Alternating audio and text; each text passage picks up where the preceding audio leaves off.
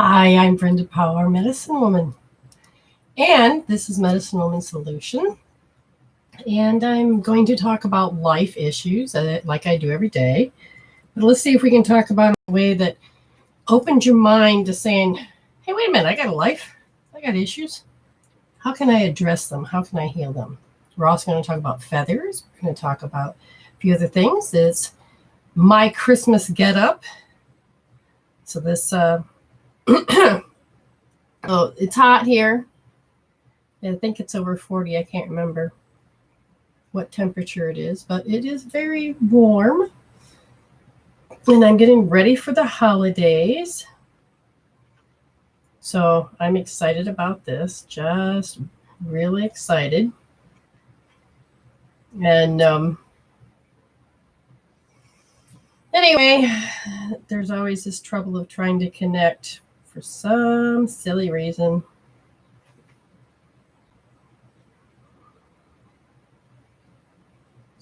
So let's see if this works.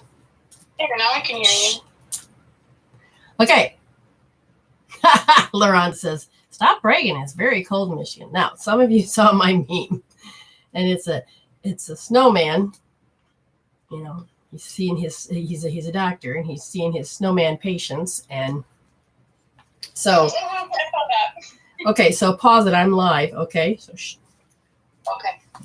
And so, oh, there goes my phone. Whatever.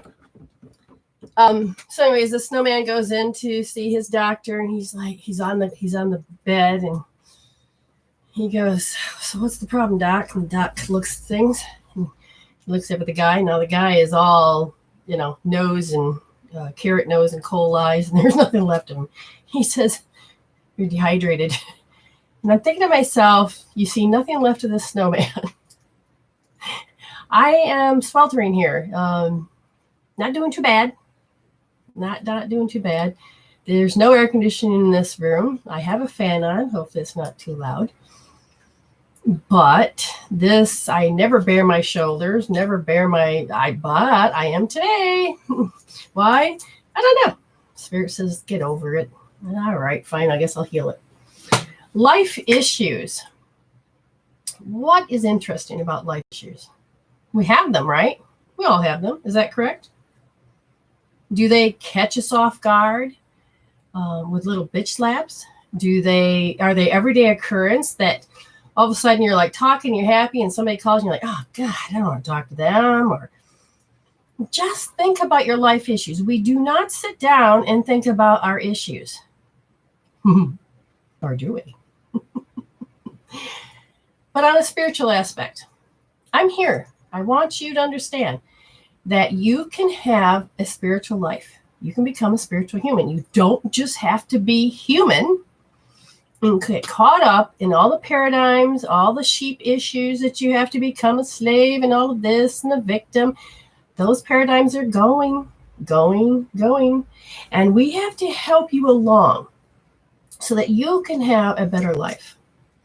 You can choose to wake up from, wait a minute, do I have to laugh at someone's joke because I'm the butt of it?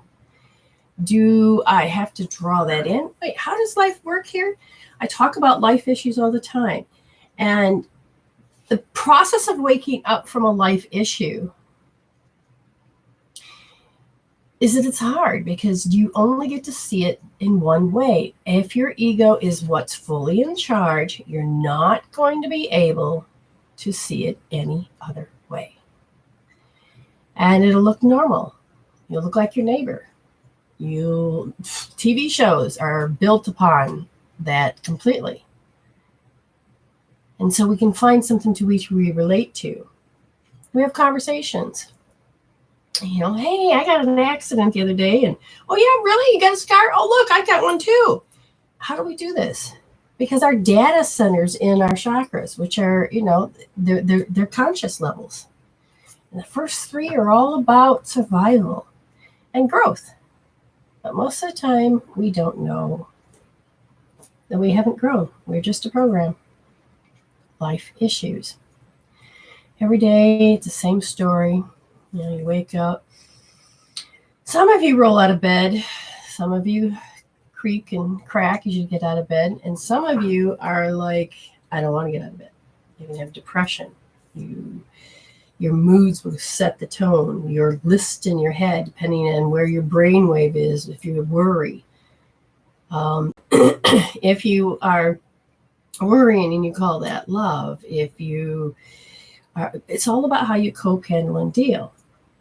Now, there's so many juicy tidbits in just that little bit I said. Part of me wants to do a life school academy. Not sure exactly what I should call it, except for maybe it'd be, I know it'd be Medicine Woman Solution Academy, maybe, but you have life school.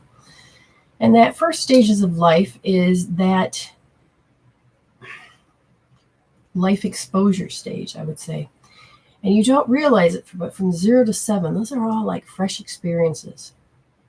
But how do you conclude your soul in this whole aspect? And then you're going to have to learn about soul contracts, learning how to respect the soul, learning about soul markers that set off during those ages from 0 to 7. And they're checkpoints. How far have you evolved from your issues that your soul set out to do? Now, were the issues always there? No, there's actually a beginning. There's actually, what do you want to call it? Returning to love. We're doing an evolution. So you get to learn the history in the beginning about the soul. There's all these different things, and there's different stages. Now, a lot of you run around and, good God, you throw a tantrum. You're like, no, I don't. No, if you're an ego, you're going to take offense. But you don't have to go on fence. You can look at it from your point of view, stare at your aspects, and you're like, oh, Jesus, I see how they were, see how they are. It's easier to point. But when that mirror is right there and not understanding about life, that's what I teach you, is how to understand this is a catalog of life. And that each aspect or people are aspects of you that your soul has dreamt, resolving from, exploring to. It's developing. The more that you lose power, the more that you have shows you where you've left your power, maybe in another past life or through an epigenetic line. I hope you quite kind of understand what I'm talking about, life issues. So tell me your life issues that you think that you can't get over. And then I'll tell you that maybe we could look at them differently. Now, as we move forward, we have to get this out there, this information out there. I'm going to do probably special classes just on raising your inner child. Reparenting the adult. What it means to be an empath.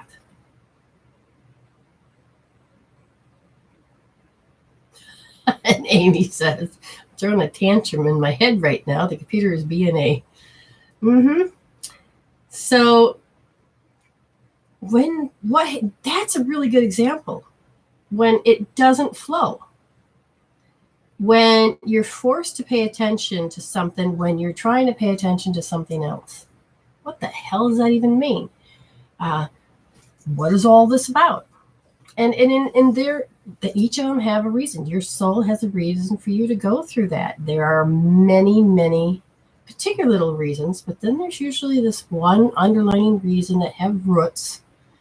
Yes, it has roots through the epigenetics, or it has roots based on your past life. And, maybe I'll do a past life class so you can understand what those means. A reincarnation class. What does all that mean? Amy's trying so hard to get on the path with me. And she's about ready to lose it. Oh, she's doing better. She's doing better. So there are life issues. And why do I give you readings? Why do we go to psychics? Yep, people are helping you out, sending you some love your waves. Aw, all right, we'll see you later, Kelly. You can always watch replay. That's the best part. Oh my gosh, Sajana, that's awesome. She says, I love this. This is the new definition of life support. Yes, because I remember when I started out,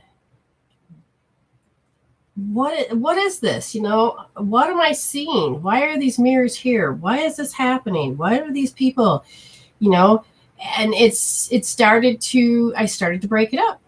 Started noticing about aspects. I started noticing about all of these things. And then the part of me is like, but how do you get over that issues? How do you get through the shit? How do you function? Do I need a drink? Should I grab a cigarette? Well, what the? And those, and I found what all those mean. And I was like, oh, I'm trying to cope, handle, and deal, and pacify. I mean, okay, now here's the funny part. I'll just use me as an example. But I have a lot of clients like this. But at the same time, so I'm throwing a tantrum in my head. I'm like, really? Well, this is before I got to where I am today. But it was just like, oh, man, I wanted to cry. I wanted to scream. And then I didn't want to go to work. I have to get up my 9-to-5 job. I got to do this. I got to do that. Oh, no, I don't want to do this. I don't want to do that. Ah! And then I was a clock watcher. Do you know what a clock watcher is? Okay, so I've got how many hours? All right, I have to get up at 6 in the morning. Okay, so now it's midnight. I got 1, 2, 3, 4. Oh, God. Okay, 6 hours. Oh, my God, it's not. Okay, go sleep now. I'm laying there sleeping, not working. Look at the clock. Oh, God, it's 1 o'clock. How many hours? Oh, I'll say 1, 2, 3. Oh, Jesus, I'm not going to get enough sleep. So I bitch and I moan in my head. And I fall asleep for maybe 2 hours. I wake up at 3. It's like, oh my God, I got to get up. And the worst part is when you wake up 15 minutes before your alarm. I just want, yeah. And look at the personality, look at the attitude, look at the feelings, look at the emotions, look at all that. All those emotions are telling me that I had this issue before. These emotions are just end results of an experience. That's what emotions and feelings are. They're end results of an experience that you had before. That's why I talked about healing your emotions so you can and create new emotions. So I healed from being a clock watcher. Yes, I have a clock in my room, but I don't watch it anymore. It used to be notorious. Now it's like, yeah, whatever. But what happens? What happens to make you become a clock watcher? Not just because you had experiences in the past. Your meridians. What are those? Those are energies that run through your body. They are labeled, your energies were labeled, and it is grouped, and they are here to help you understand all about you. I mean, it's what kind of helps create you. You beam in this body. Your sensories of your cells pick you up. You start to animate, and you become this illusion. You do it every day when you wake up, or anytime you wake up from a nap, you reanimate this body. Now we have special cords that we make it so that we're attached. There's different things because there's so many strings of who we are. Sometimes we can wake up in the wrong body, and we can't move the body that we know that we're supposed to. And it takes a while to reanimate. Okay. There's also that split time that you wake up and you're like, where the hell am I? Who's that in my bed? Oh my God. I'm home. Oh, I've done that when I've gone to a hotel room and I'm thinking, where? Oh, that's where I'm on vacation. Oh, it's supposed to be stressless. It's just funny. What do you do about life? And I like that idea is that what is life? And here's some life support. When you get caught up, what's the first thing you do? You go into being how old? Those stuck moments. Thank you, Queen. She says, I look festive. Thank you. Now, just take a second about this. All right. So, I'm whining. I wasn't just a clock watcher. I was also a person that went into high beta. Do you guys know what I mean by high beta? Now, if you're stressed, you're in high beta. You're bitching and moaning, there's no solution to life, you're in high beta. If you, it totally cuts you off from spirit. It is where you're trying to be logical and rational, and there's only one solution to this whole thing. And all you're doing is you're coping, you're handling, you're looking for your pacifier. Okay, because you don't know how to handle that moment. It may not even be about emotion, but it's something that's new. I don't have a prediction in my head about how this works. I don't have enough information to understand this, so I need to fear it first. Do you? So, 0 to 7, that's where we create most of our personalities and moods. So, you're older, you're like, I don't want to go to work. So then you're looking at the clock, and you're like, God damn, the weekend's over. I'm going to bitch, I'm going to moan, I'm going to whine because that's where I'm the most comfortablest. Yes, I'm whining because it makes me feel good, and you're wallowing, and that is your pacifier. It's time to pop that pacifier out and realize that you, no matter how old you are being that age, that you created that moment. You had an experience, you marked it. It's forever going to be that age. I don't care how chronologically you age. So I had to take and walk myself through, as well as many of my clients. Okay, you need to do hope therapy. I said, all right, now that we see that we are frustrated because we have to get up and go to school, or we have to go to daycare, and we have to leave our moms, you need to hold, and then I'll tell a point. Let's say it's right wrist, so it's R3, because position, and then soft, because you're going to touch that pulse point. And then I want you to sit there and act like, and I'll say, you're 2 today. Act like a 2-year-old. Well, what does 1 look like? How does 1 act? Oh, yeah, I remember. Wait a minute. I raised kids. I remember. Oh, I seen my neighbor. Oh, I remember.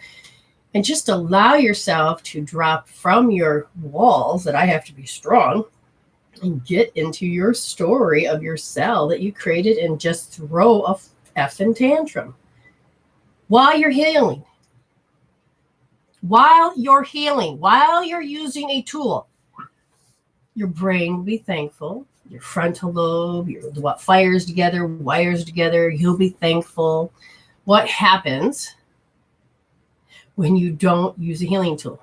I just want to hear what happens. Now, some of you have already heard me talk about the answer to this. Anyone, just think about it just for a moment. What happens to you if you are going to whine and throw a tantrum and allow yourself to get real with your emotions without using a tool? Now, a lot of people will tell you to just do that, but I'm telling you a warning. I want to see, do you know what's going to happen if you don't use a tool when you're in that state? What wires together, fires together. And when you're doing it in stress without a tool, you are going to make tracks that are deep, ruts that are deep. You're going to make it so deep, what's going to happen? It's going to become your personality. It's going to become your coping tool. You didn't heal it. You may have understood it, but now it's beginning to own you because your brain is going to predict that's what you're going to do every time. Do you get this? Why do I keep telling you that if you're going to have life issues and you're going to throw a tantrum and you're going to do certain predictions because your brain's going to predict and run to the end of the timeline, oh my God, that's the way it's always going to be. Why do I tell you to take and use a healing tool? Because if you don't, you're not healing. You're just trying to solve a problem with the same problem. You are a program inside of the program. You are digging yourself deeper into it's like, I'm going to carry buckets of water to fill up this pool, but I'm going to use a sieve to do it. Do you think you're going to get anywhere? You got the container, but it's full of holes.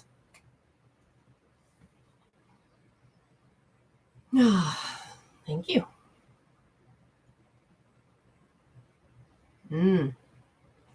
Now, like for instance, Pilly, she's at the hospital right now, so we're going to send her some love.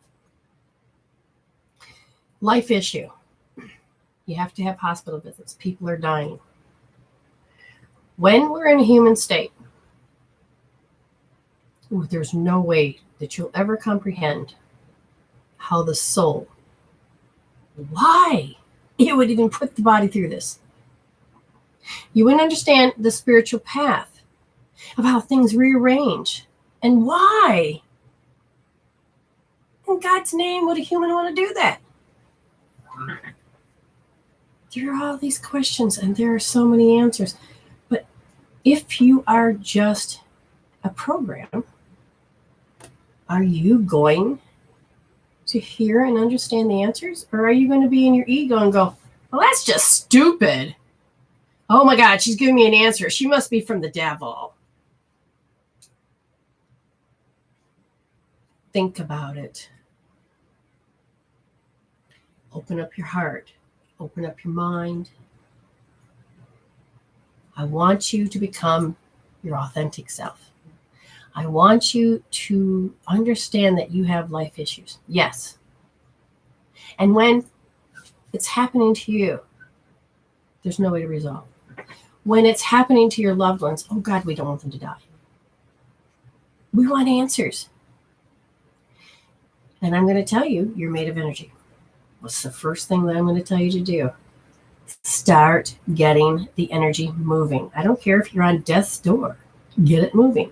I've had several clients come to me and they know they're going to die and they're okay to die. But they don't want to come back dealing with the same issue. So we will go and heal and create resolution. Oh, somebody's got that voice thing again. Who was that? They just entered and okay. Anyway, just to make sure you understand this. So life issues, you can resolve them. Now, why am I wearing feathers? Somebody asked a question. And I have this wonderful box full of Christmas stuff. Well, feathers are gorgeous. Feathers come from birds. Feathers are part of a bird that are about messengers. The meaning that a bird can come through, like if you have a blackbird, it means protect what's yours. Okay? And if you read a bluebird, it's about happiness. A blue jay is about choose wisely. A canary is a power of voice. Okay? Chicken, fertility and divination. And if you go a little bit further, you have a crow, which is magical health. A duck is emotional soothe. A dove is about peace. They are sentient beings. They can feel pain. They experience, but they're here to give us messages. If you commune through your authentic self and learn about synchronicities, what's going to happen? They can talk to you. They can guide you. I mean, I can't tell you how exciting it was to be traveling and all of a sudden birds would just come around. I can't tell you some of the experiences I had because they were just like, wait, did that even happen? But they have. Now, I have gorgeous, I have colored ones. I can't find my purple ones. I mean, I have gorgeous ones. My aviary out there. I didn't think I loved birds, but now I'm just a bird freak. What can I say? I have gorgeous ones. I have people that are now coming up to me and saying, oh, here's a feather. Because I am going to be putting them out. And why would you even have them? Well, they're decorative. Oh, and you can't see it up there, but this is my other miracle ring. And it helps process out negative goobers. And it would probably be part of a kit when I help teach you how to do protection in your home, where to send the dark energies, da-da-da-da-da. You know, that's part of the kit, probably. It takes time. So if that's going to be a special order, I don't know. Don't know if I'll ever make them again, or who knows, I might just teach it. And you got peacock feathers, you know, but then when you're working with smudging, I mean, look at these beautiful feathers. You know, this is my smudging stick. So, okay, now what?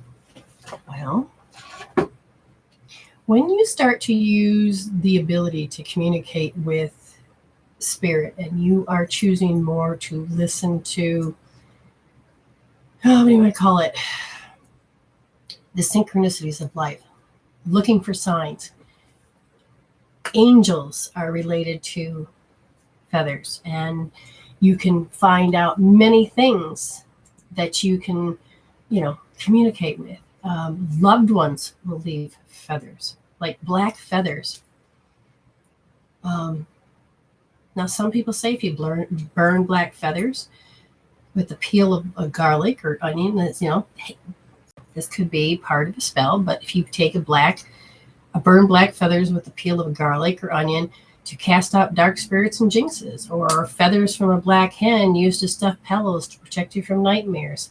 It depends on what the past world had thought and what you're willing to develop now.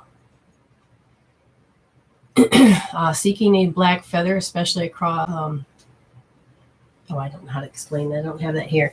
But anyway, it can be signs from your loved ones. You can banish energies, negative energies. That's why we have them on the medicine wheels. Colored, there's different colored feathers that people have found that there's meaning to. Nope, I don't have it here, but normally you have the black or white with the black tip. That's about changes are coming. You got spotted feathers. I mean, you can release the past, and because it's very tiring for the soul, there's messages. I mean, these are gorgeous. I just love these. Now, again, each one of them has a little particular meaning. You have to pay attention. Depends on where you're going through. Black usually about protection. White is about angels and spirituality.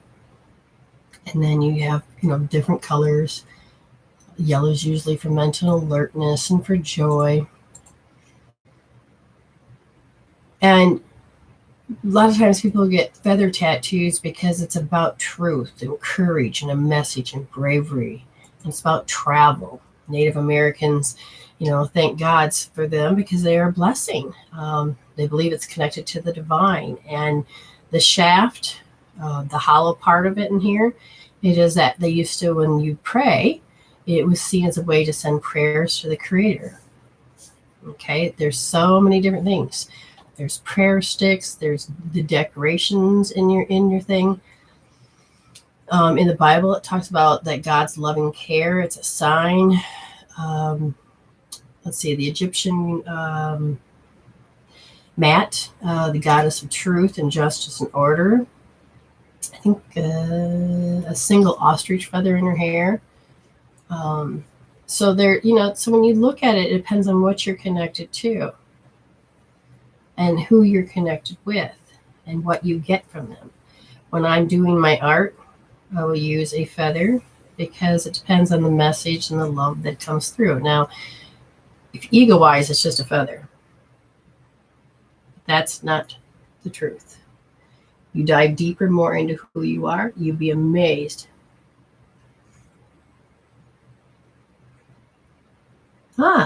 Danny says, I actually have a raven's feather we found on a tree stump.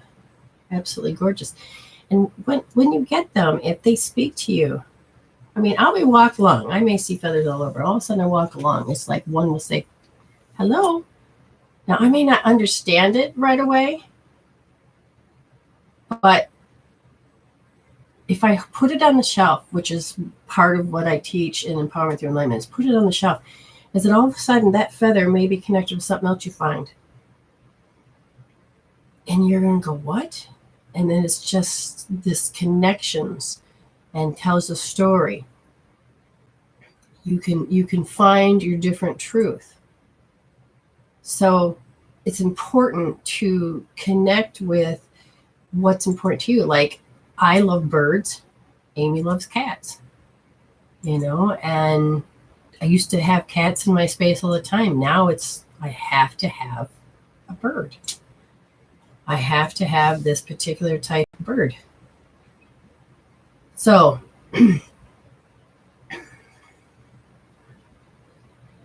Now, what we're going to do now is, I think I've answered a little bit. It's your connections. I would create a file system. I would create your own meanings. I would create, and then this is where I was thinking about doing my own deck of cards, but you can just get a binder with pages, and you can make your own feather book, what it means to you. Different little things. What does it mean to you? And if you have a live feather, you can tape it in there. When you make it more personal to you, you'd be amazed. Now, we're going to just jump in because someone I know, I said her name already. Her name is Pilly. And it's important to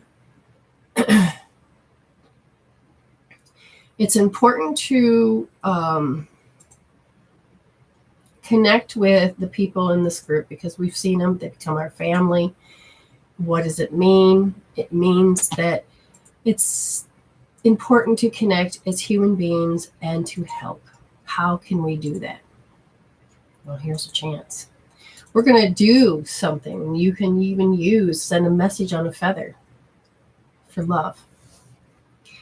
When the energies of a body decides to break down, when the tissues become chronic, sometimes our soul is ready to go and our body's not. But what if you are supposed to have a brush with death and not leave? Now, Pilly, there's somebody that she loves dearly. They're in the hospital.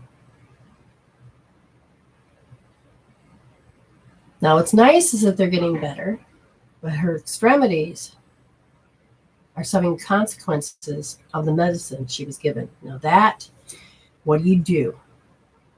Okay. The extremities, like let's take the hands for existence. Yes, it can be part of that circulation. Like when it's freezing out, your hands will get cold because all of the blood is trying to rush and protect the heart so it can survive.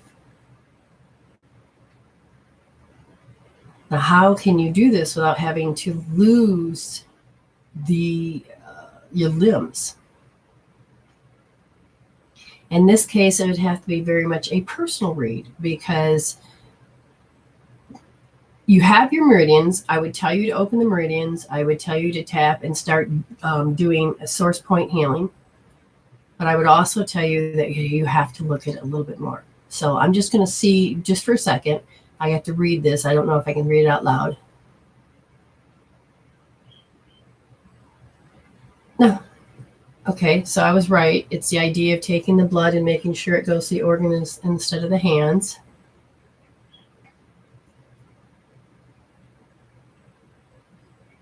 And this is very tragic to see this.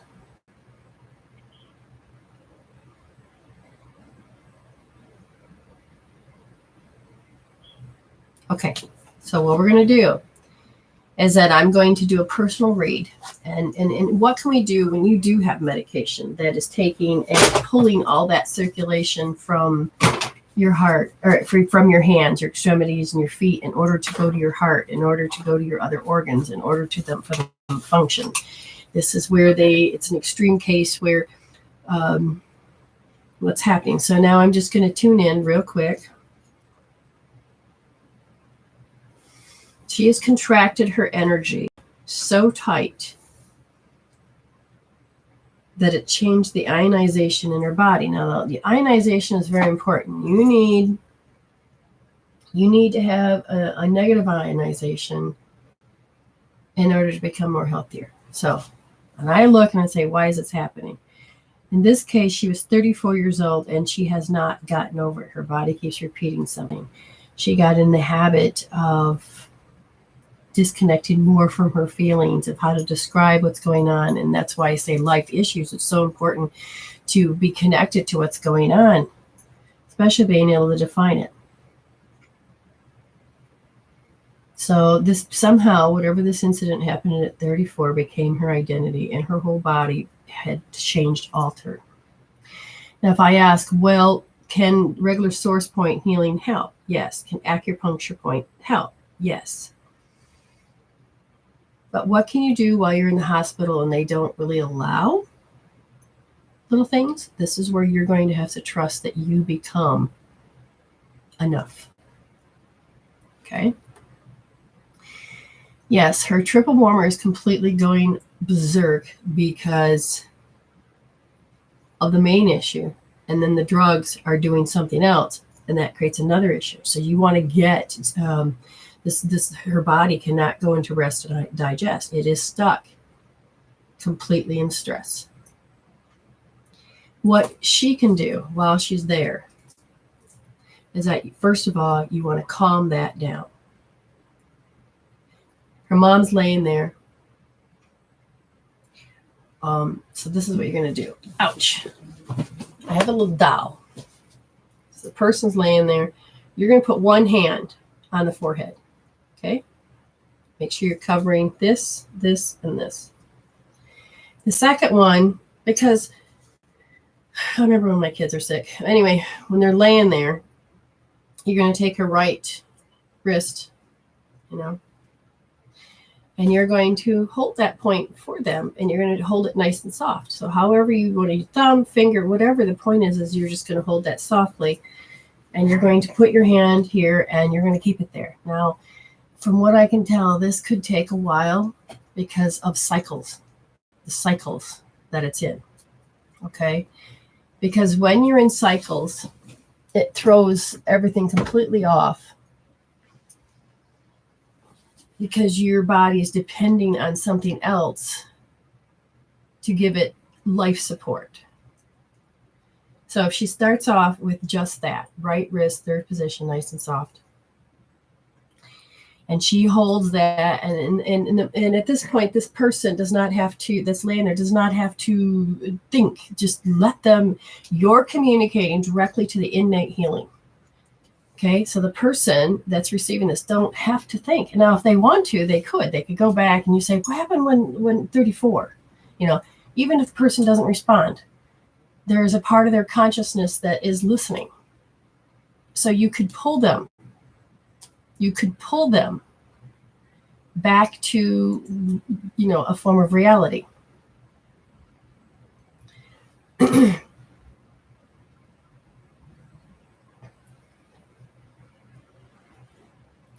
Ow. Okay, so what we're going to do now is go a little bit deeper. Now, before I go any further, Amy, is there anything that you want to tell me, or is that just a stress reaction you got going on? Oh, it's the computer. Okay. I just read your lips. That's fine. That's fine. Okay. Now, let's go a little bit further. Let's say you're laying there and you're holding this for this person and it goes down. You're a nervous wreck. Doesn't matter at this point. You're doing electromagnetic energy. You are interfacing with the other person's electromagnetic energy that's not functioning properly.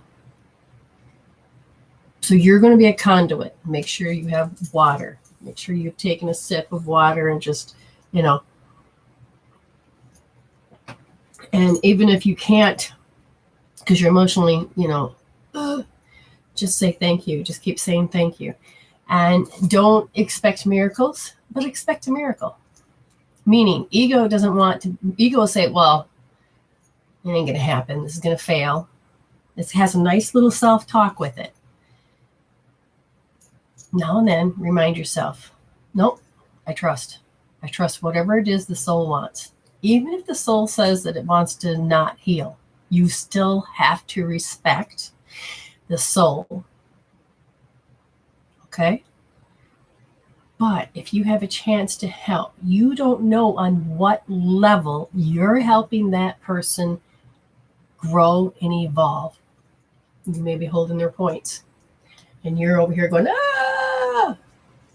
Their soul is going, oh, I'm so glad that she said that. Oh, I'm so glad that happened. And all of a sudden they're like, oh, they may get epiphanies. Because remember, their consciousness. Just because the TV set's broken doesn't mean that the signal is. And that the signal is still going to broadcast regardless. And you can do everything you can to help that journey of the soul. And it might even help the body. Okay. Let's go a little bit further. Well, let's say she does see, oh, you see that. Now, what's going to happen? In order for them to move further, I'm asking Spirit, what can we do?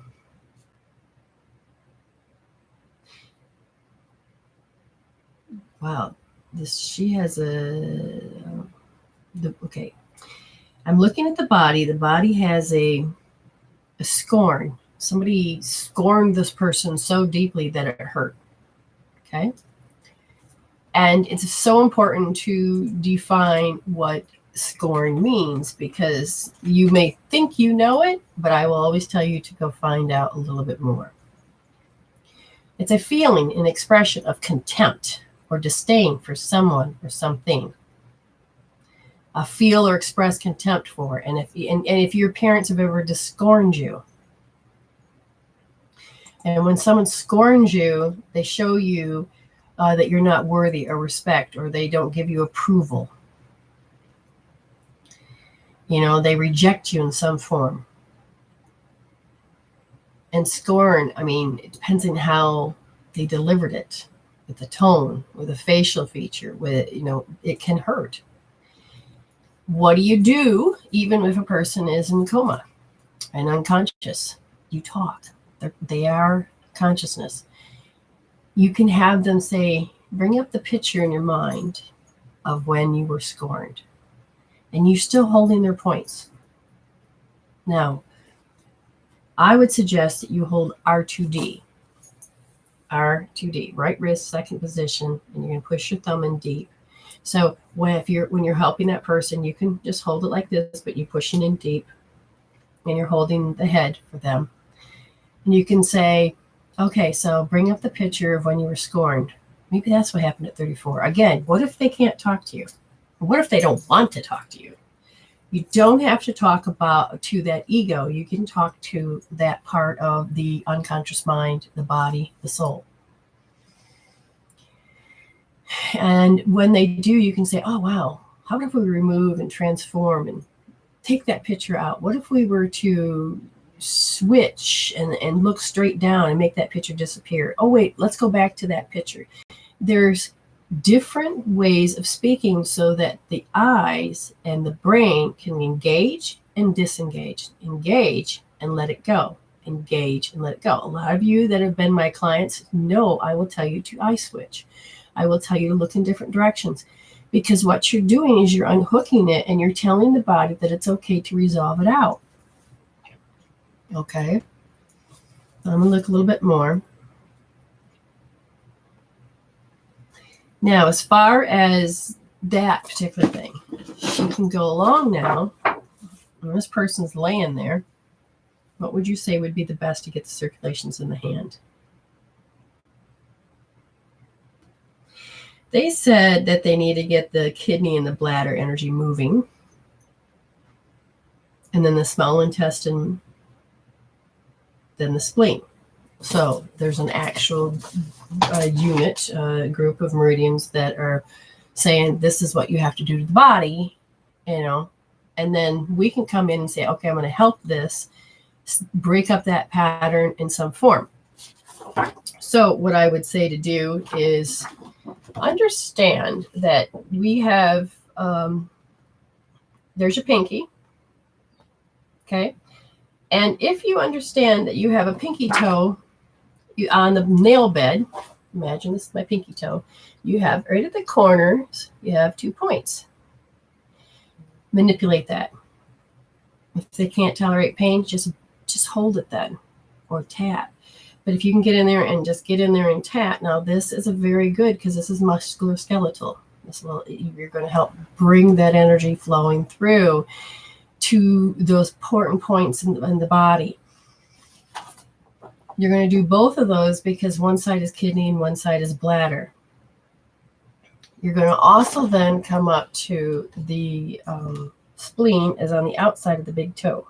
Okay. And if this was my big toe, okay, it's on the outside. So you're going to tap last points. You could 30 times, and you may have to repeat it because of how. So 30 times, wait like 5-10 minutes to do it again because of the cycles that the meridians are going through. Okay. Okay.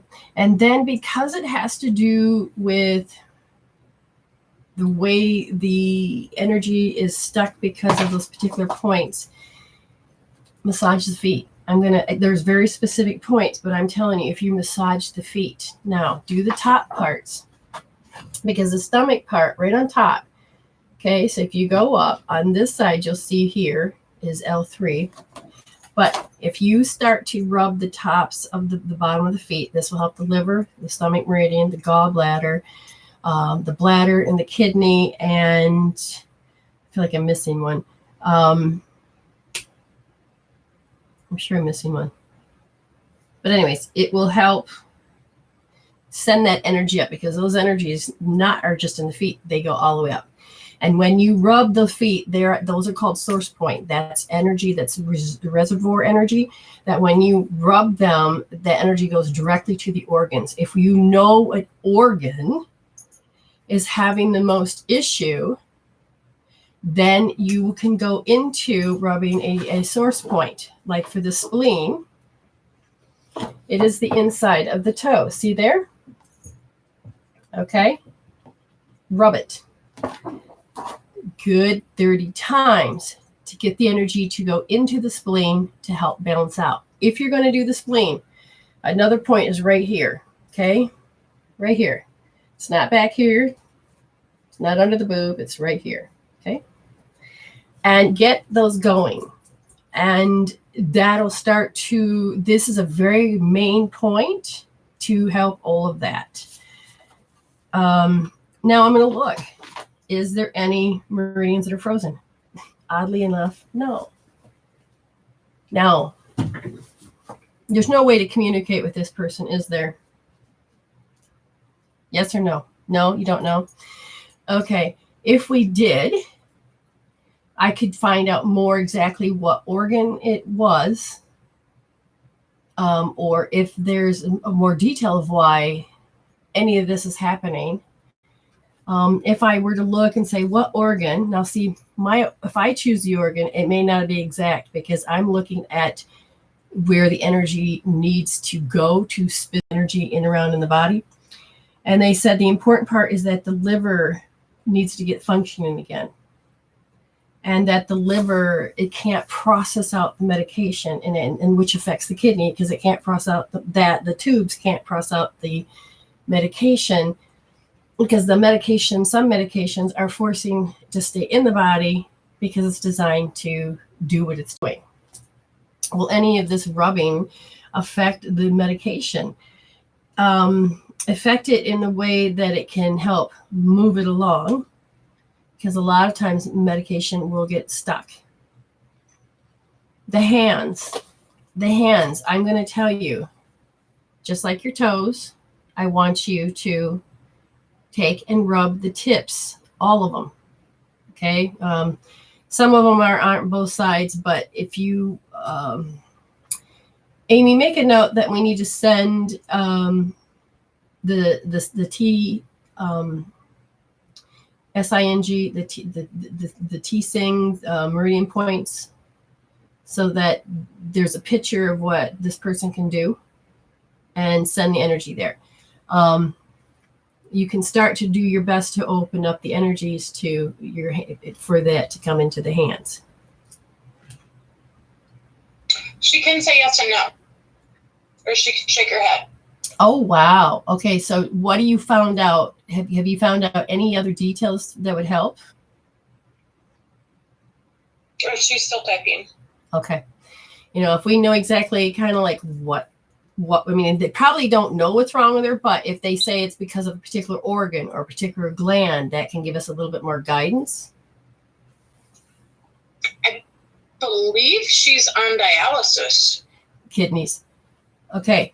The first thing you got to understand is we're going to have to help with cleaning that out. Now, if that's the case, I'm going to ask, would you recommend, and we're going to pick up this woman, that we go down here and work on this point? No. Why? Because it's severely congested. Where would you go so that the body can heal itself better? Change the frequency.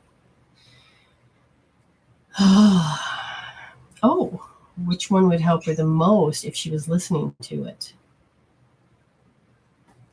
Okay, so this is where you are a frequency.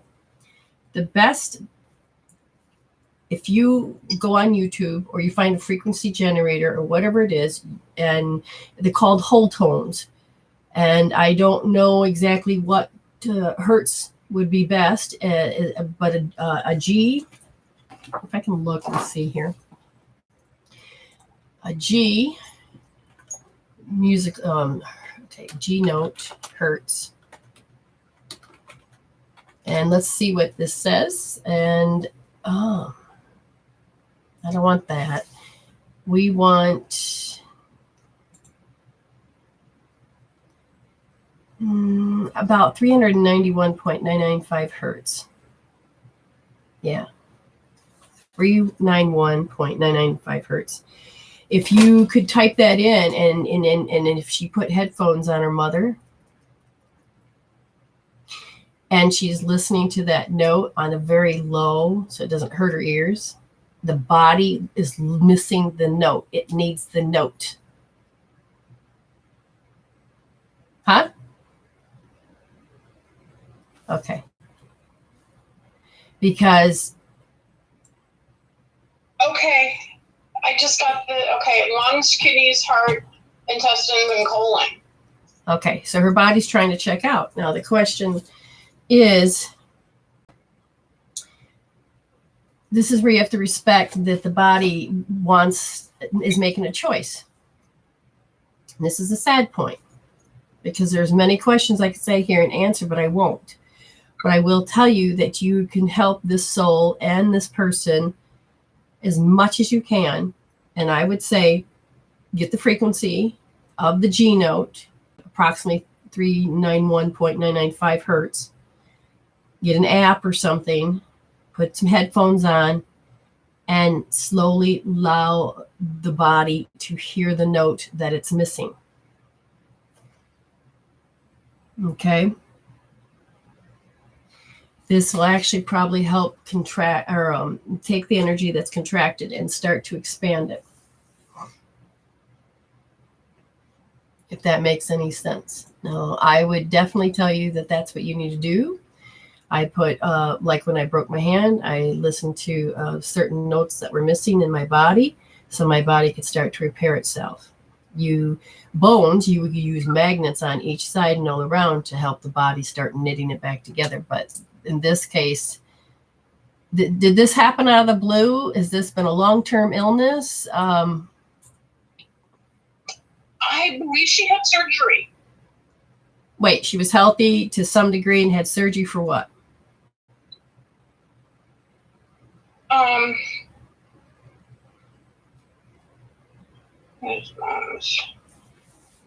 Okay, so once she finds that out,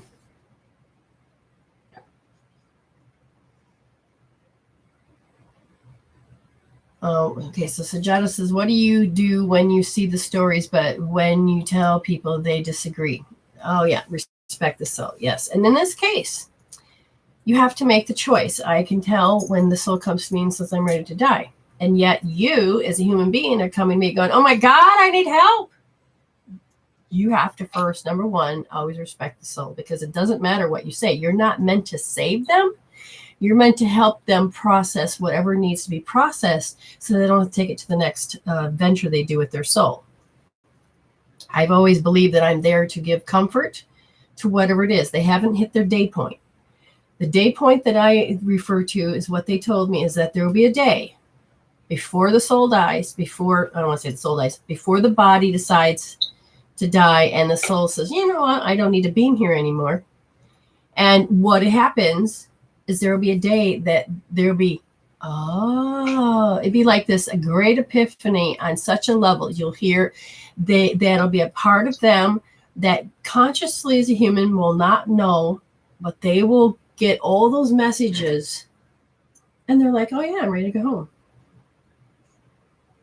Or they're not afraid anymore. And usually a person will have also one good day. Well, they'll come back and they're like, oh my God, they're going to live because they're like 100% better. But they get the one day. You know, it's not. Does it come on the same day? I'm not sure. But you do get the one day. Okay, you get that one day, and it's all about closure for the person, closure for the soul, closure to what's the next step, if that makes any sense. So when a person comes to me and asks certain things, I can't tell them certain things because it won't make any difference whether I did or didn't. If I see that you see certain things, depending on what it is, what stories. Now, if you see a story and you're talking to an ego person, give it up. They're not meant to hear it. You're not meant to save them. You're not meant to. You're meant to learn that there are different conscious levels of beings. I mean, I'll walk along and I will see and hear different things, and then I find out, I'm like, well, why did you tell me that? And then they're like, oh, well, look, it shows you how to be a better healer, or whatever your next part of your path is.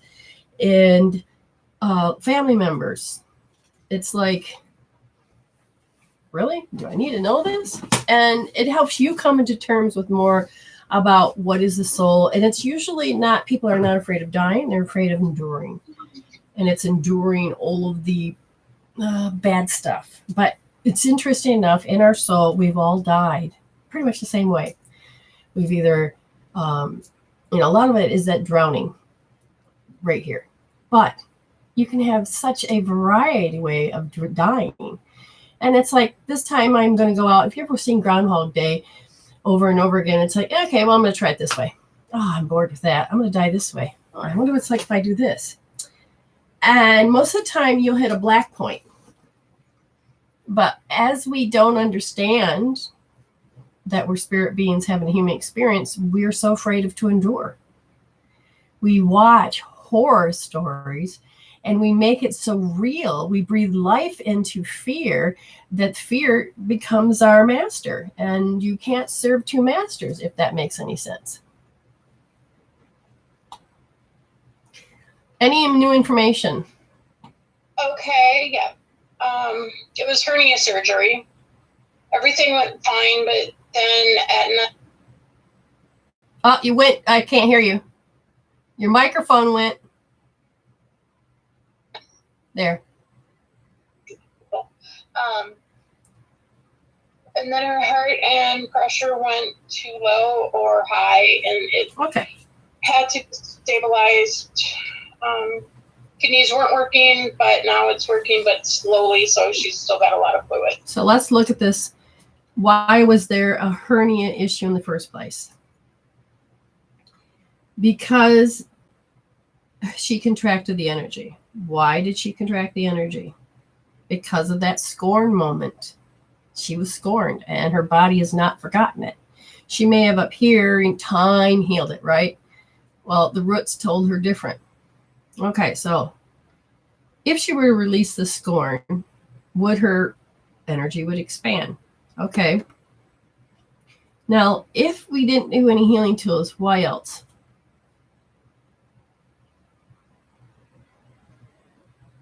Doesn't matter. The scorn is so strong. Did she scorn? No, it was done to her. She felt whatever the issue was. She took and defined it as she was scorned. Now, if we go back into why and how she did it, was that she was 1 year old. And who delivered it, in this case, had the same signature as the one that did it when she was 1.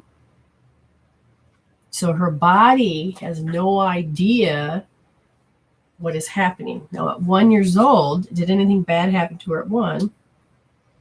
And apparently, the way I asked it was, did she get sick? I had in my head, did she get sick after she was scorned? And they said yes. So her body is doing the tantrum of a 1 year old. And not happy with saying this, but the 1 year old had twisted revenge, which was Well, I'll show you. If I die, you just wait. You'll see how you feel. You know what I mean? And so now I'm looking, and what I can feel, though, in this case, we add something else. 34, there was invading energies. So I don't care if somebody's scorning you, but if you feel like there's spit coming out of their mouth, just like their energy is shooting across the room and bitch slapping you, even though you didn't touch them, that's invading energies. Can we roll any of these out? Yes. So now she can take her hand and use it as a magnet. Unless she has one, use a magnet. What are we rolling out? What is the story? And in this case, it is focusing on the fact it's what other people think. She cared what other people think. That's part of a belief system that affects her physical health. When I go deeper, what can we roll out? And they said, well, it's about being paranoid. You need to roll out paranoia. Good 3 times, well, maybe 6 because of the fact that it's hooked so deep. There's toxins from paranoia.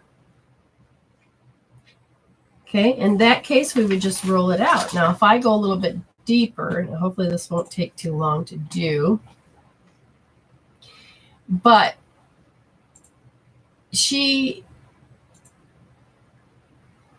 where is it? No, that's not it. That's not it. That's not it. There it is. Now, you said a hernia. Did it say what kind of hernia? No. Okay. Your body is talking to you all the time. It has messages, and normally it'll tell you the emotion and then the reaction or how it was stored in a very particular way, if that makes any sense. So I'm looking up hernia, and as I do, it's finding the right page here.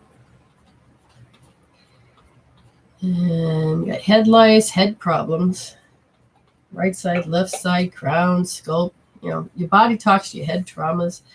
Come on. This is apparently a slow process to find here. So far, I'm in the heart now. HEA. Come on. The book's not that thick. And now we're into hemorrhoids, hepatitis, hernia. Now, this is where, there's a whole explanation, but there's usually a simple thing. Service alcoholic. They're forever overburdened, under severe strain, and involved in inappropriate applications and expression of their creativity. They feel that they have to continuously atone for or make up for their being bad, wrong, or evil. They feel like they're caused World War II, and they are intensely guilt-grabbing, shame-framing, and self-denying, self-punishing. They're the product of a severe blaming framing. Okay, now here's the thing. One, none, or all can apply to this. But if what catches you that you're like, oh shit, I do feel overburdened out of everything I said, and if that sticks out, understand you've got a clue. Ruptured relationships. It seems as that every time they get into any kind of close, important relationship, it ends up erupting, ripping apart, or rupturing. They are workaholics who is endlessly busy and emotionally unavailable, that they become maddening in their intimate. Okay, or the other one, hands-on domination, determination. They are super self-suppressing and manically controlling of the environment. They try to pin everything down, especially themselves, in a Lilliput-like million little ropes pattern. They rupture all the relationships as they struggle under the strain of enormous burdens. Or power keg. They are they are compressed containers of rage about to go off, and they are enraged in a frantic effort to control their anger. They do so by pretending it isn't they're in an ostrich-like manner. They're like, no, it didn't happen, which only generates events and outcomes that feed volcanic inside. That is what the body is saying on a general aspect of what hernia is. Do you have any more information? Hiatal hernia, her intestines and parts of her colon were up in the diaphragm, and they were taken out. Okay. So now you can go a little bit further. Intestines have a lot to do with not letting go of shit. It is hanging on to it, not letting it go. It's dogma. It is, and if it's got caught up in the ruptured aspect of your life, you haven't let go of something. And according to this, it's scorn. Sujata says, does she want forgiveness or need to forgive someone? Let's look. Does she need to forgive someone? She wants to be forgiven. Now, see, it's how you ask the question, because in a way, her body says, I want to be forgiven, because it's not the age that she is. It's the age that started it. Her 1-year-old wants someone to apologize. Whoever scorned her at 34, she felt something has wronged her. She wants an apology. But on the soul level, it's always about this act of forgiveness. Because when you're pissed, you're poisoning yourself and hoping the other person dies. It's important that a person understand that emotions can damage you greatly. In this case, this woman has had an act of being scorned. And what did it do? It didn't just store in the body as a trapped emotion. It became her life issue and life story that her body physically developed an issue. And then it began to roll further. Now, when this lady decides to re-listen to this, she may not be happy that I said, oh, twisted revenge. Oh, that's when she listens to all of it. But if she goes and she just heals it, and she says, okay, I'm going to address scorn. I'm going to address it in the fashion that Brenda said. Then the body is going to say, okay, I'm going to start to release this. Now that the fact is that it's the DNA has changed based on the track. See, when you think about shit like this over and over and over, what wires together, fires together, right? So what's firing is wiring. So if you're firing by thinking, you're just creating continuous wires. Then the brain tells the body in the corresponding body part of that particular part of the brain where you've had the issue. And then the body's DNA changes to suit what it is you're programming it with. Does this make any sense? Yes. Very important. What we're going to do is that we're just going to take 1 solid minute and we're going to deliberately send to one of our tribal family members. And all you have to do is tune in. You can work along with me, or you can just watch. But the act of just tuning in, be mindful. Are you sending out, oh, that shit ain't gonna work, or, I don't believe in that? If you do, please tune out. But if you're there, all you have to do is go, okay, I come in agreement that we send healing and love, or joy, or repairing that scorn, helping that little girl to feel that she can,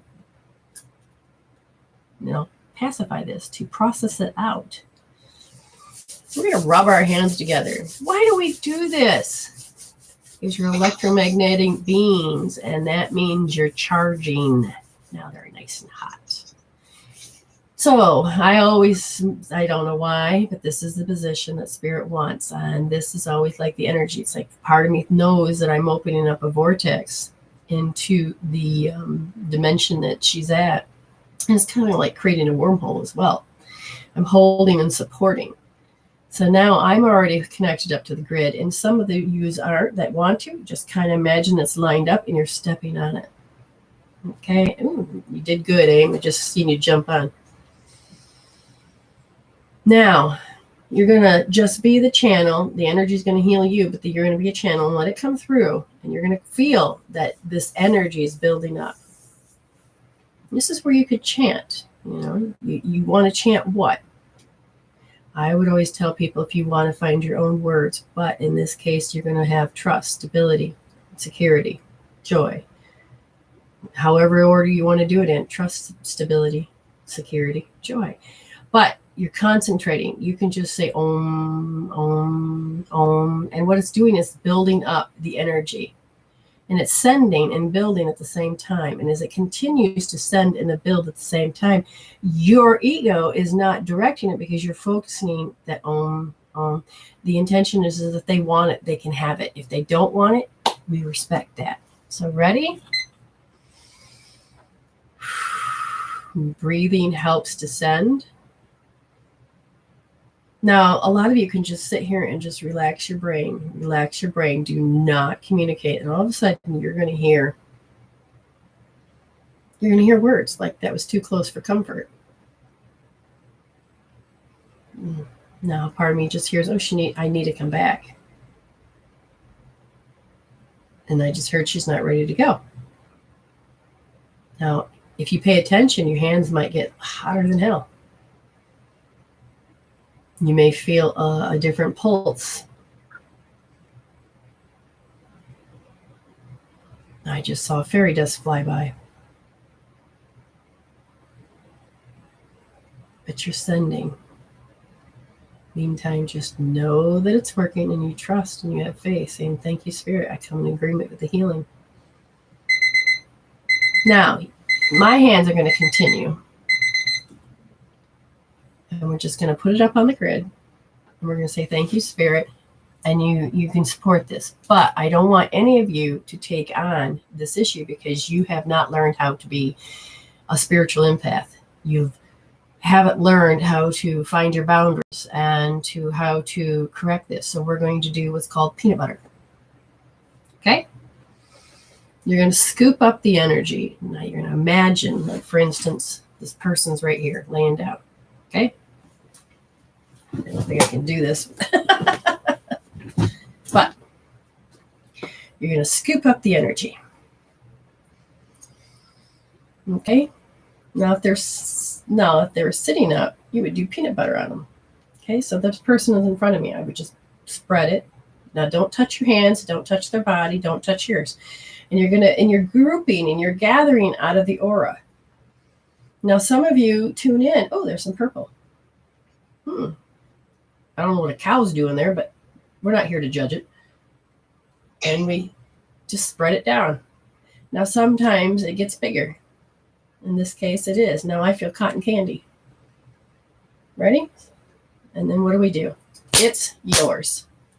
And this separates and goes back to them. And you don't have to support it. You don't have to feed it. You don't have to lose, or you don't have to become that person. A lot of people will become that person. They're like, oh, I just don't feel myself. And I'll take their arm and I'll muscle test. And I say, okay, say your name. And they're like, oh, what does that mean? I said, you're not you. And I say this name. Oh, yeah, your body says that's who you are. No. Now say my name is, and then say your name 3 times. Not Beetlejuice either. Just say your name 3 times. And you can allow yourself to start to feel like you're back at home. Okay. Some of you have not grounded. I want you to imagine vortexes. What's a vortex? It's got a cone that comes out. Okay. As this spins, there we go. And as this spins, notice that it's creating a big circle. All right. Now, I want you to imagine that's what energy from Mother Earth is doing, is sending energy up. Now, your job is to scoop it up with your energy centers through your feet, through your hands, through your hoo-ha, through your knockers. We have vortexes that are about connecting with Mother Earth. Just made Amy laugh. And you suck this energy up, and then you can feel yourself. And then if you use your intention and watch it, imagine it, you actually begin to go a little bit further. Now, I'm going to show you in other classes how to ground by using a spoon. Yeah, you heard me. We're going to be doing all those little interesting things. But I feel like we need to get you out of the matrix. We need a healing course, and we need to get you to hear the inner child. And we need to teach you how to be a spiritual empath, because some of you are getting hit like a bus. Okay. Thank you all for looking at that. Now, there's no one that wants a reading today, a paid reading. So how about if we just jump to see if there's any, like TP. TP has a 1 minute. Is there any points or wrist on the points to help me release all the things, 46 years worth of what I've absorbed from other people based on their actions? Now, what's interesting is that, who is this, TP? yeah, she knows about hope therapy. So that's what we're going to do. And she'll do it at her own pace, whereas you can group it all at once, like have a session, or you can do it like this. So with TP, you're going to hold L2D, and you're going to look at the picture of how the exertion of the power of these people have entered your space, how you felt it come in, where is it coming in, how they just like, it's in your face. That's what you're going to be focusing on.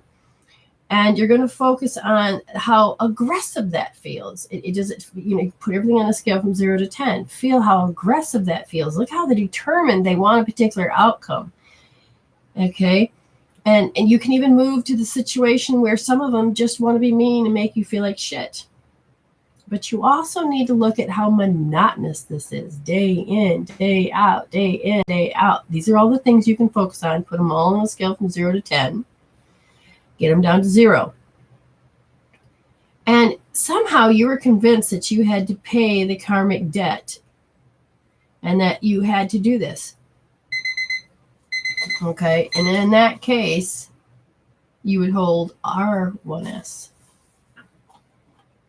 All right, and anybody else that have emailed you? I have 4. Good. All right, who do we got? Okay, Patricia Henson. All right, what is... I couldn't read anything, thank you. Okay. Patricia. They said that inside the body, it is attached to something that has changed the vibration and lowered inside. Something that happened to you at age 1. And how you'll see it will be when you look at something that happened to you at 43. And there's something to do with making you feel bad or feeling bad. It's not even about being made feel bad, maybe just feeling bad. And it could be as easy as saying, God, I feel bad today. Not, oh, I feel like I'm a bad person, but I just feel bad. Or I can't get over it because it became part of your identity. At 1 year old, it's like that was part of your identity, just to be feeling bad. And the other part would be, you feeling attacked? If you're not feeling bad, so you've got a quota that you have to feel this, and it's deep inside in your body. Now, here's the thing that you got to understand. Your body's consciousness. A minute, I'm going to think about this. Oh my God, why is this person doing? And finally, you're like, oh, okay, good. I'm not thinking about it. Oh, what the fuck? You'll be in the middle of watching TV. Oh, and this is what happens when you're like, whether it's grief or if it's whatever it is, it's like, it'll come back and haunt you. But out of the 41 thoughts, you got to get them controlled. And they fired and wired together so much so that now time has made it so you'd forget, but it's changed the energy in the body. Now you need to look at that identity, and you need to look at how it affects your life now, and you need to heal it out. Okay. And I will read the next one because I think Amy sent it.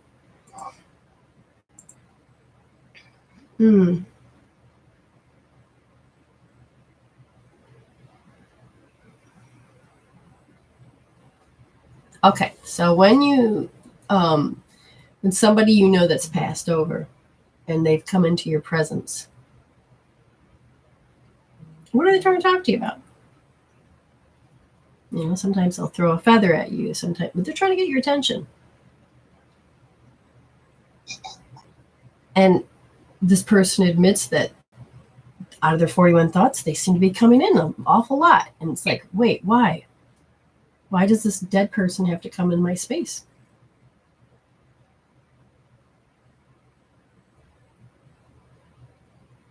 So let's find out. Now, as I'm connecting with the other person, they already know. They already know that they're trying to get your attention because you excessively do what? Dislike yourself. You dislike what you do. You dislike your behavior. You dislike, your mind is based on being negative, and it doesn't know how to be positive. When it comes to you, you become more negative than positive. And the idea of why they wanted, the person on the other side wanted to deliver, is because they want you to pay attention that you're taking the blame. And how this person died, did you feel like you took the blame? How you're going to look at this. But it's your second chakra, and you're developing how the energies and how that you can stop saying this is who I am and that you can't change it.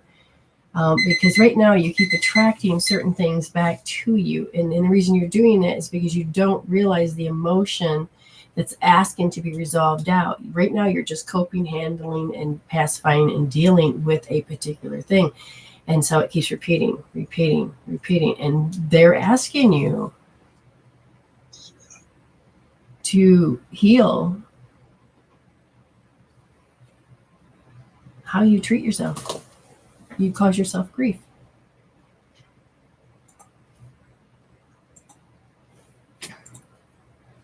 Okay, so we have a paid reading, which jumps you to the top. And Miss Angela Allen, if you would tell me what you would like me to address, then we can go there. So thank you for honoring me, and I will honor you back and listen to spirits. So whatever Angela wants to talk about, you're more than welcome to do so. Just remember that if you're in this hot world that I'm in, drink water. Forgot to drink water yesterday. Because you just get so hot, you forget. My husband comes home and he says to me, you're melting. So he picks me up, throws me in the shower. And then he says, drink. Comes around, smiles at me, drink. I'm like, oh, hold on, it's not working. I'm like, I am.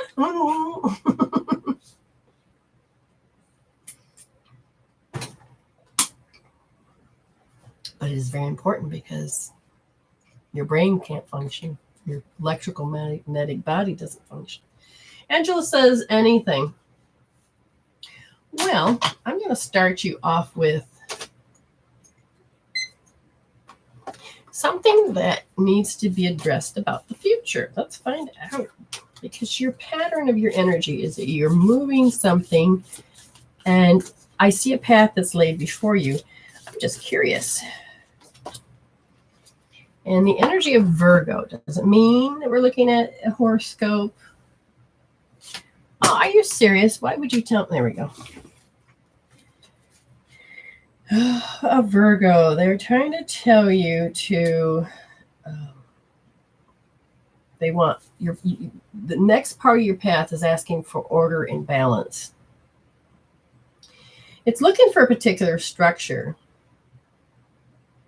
Because as you do, then that energy can start coming through and helping to channel your future. So instead of repeating the past, your path is saying, hey, if you kind of like set up a routine and maybe have a manifest list or something like that, this part of it's open for you, and we can do this on your path. And you can have the balance between spirit and intellect. So like when I'm in my head all the time, I have to remember to go to my heart, and I have to go to my gut, and I have to remember that spirit and me are one, so that my body doesn't get deprived either. Balance is important. Perfection has been found within. Now manifest it. That's why I was telling you about a list. It's important that you manifest a list.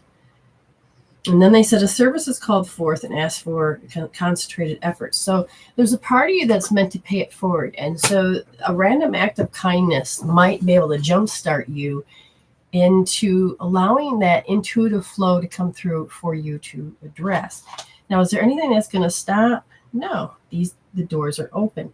They said, just notice that you have to give yourself a healthy instructions to move forward. And what do I mean healthy instructions? Praise yourself. You know, hey, I remembered to put my clothes on today. Be proud of that. I remembered to exercise. I remembered to drink water. You know, it's those may sound silly or they sound obvious, but be praising yourself, because sometimes we get stuck in a program of not taking care of ourselves, or we get stuck in the program of not doing things. So one of them is to be proud of yourself. Okay, you made a list, be proud of that, whether you check things off or not. At least you're getting those baby steps.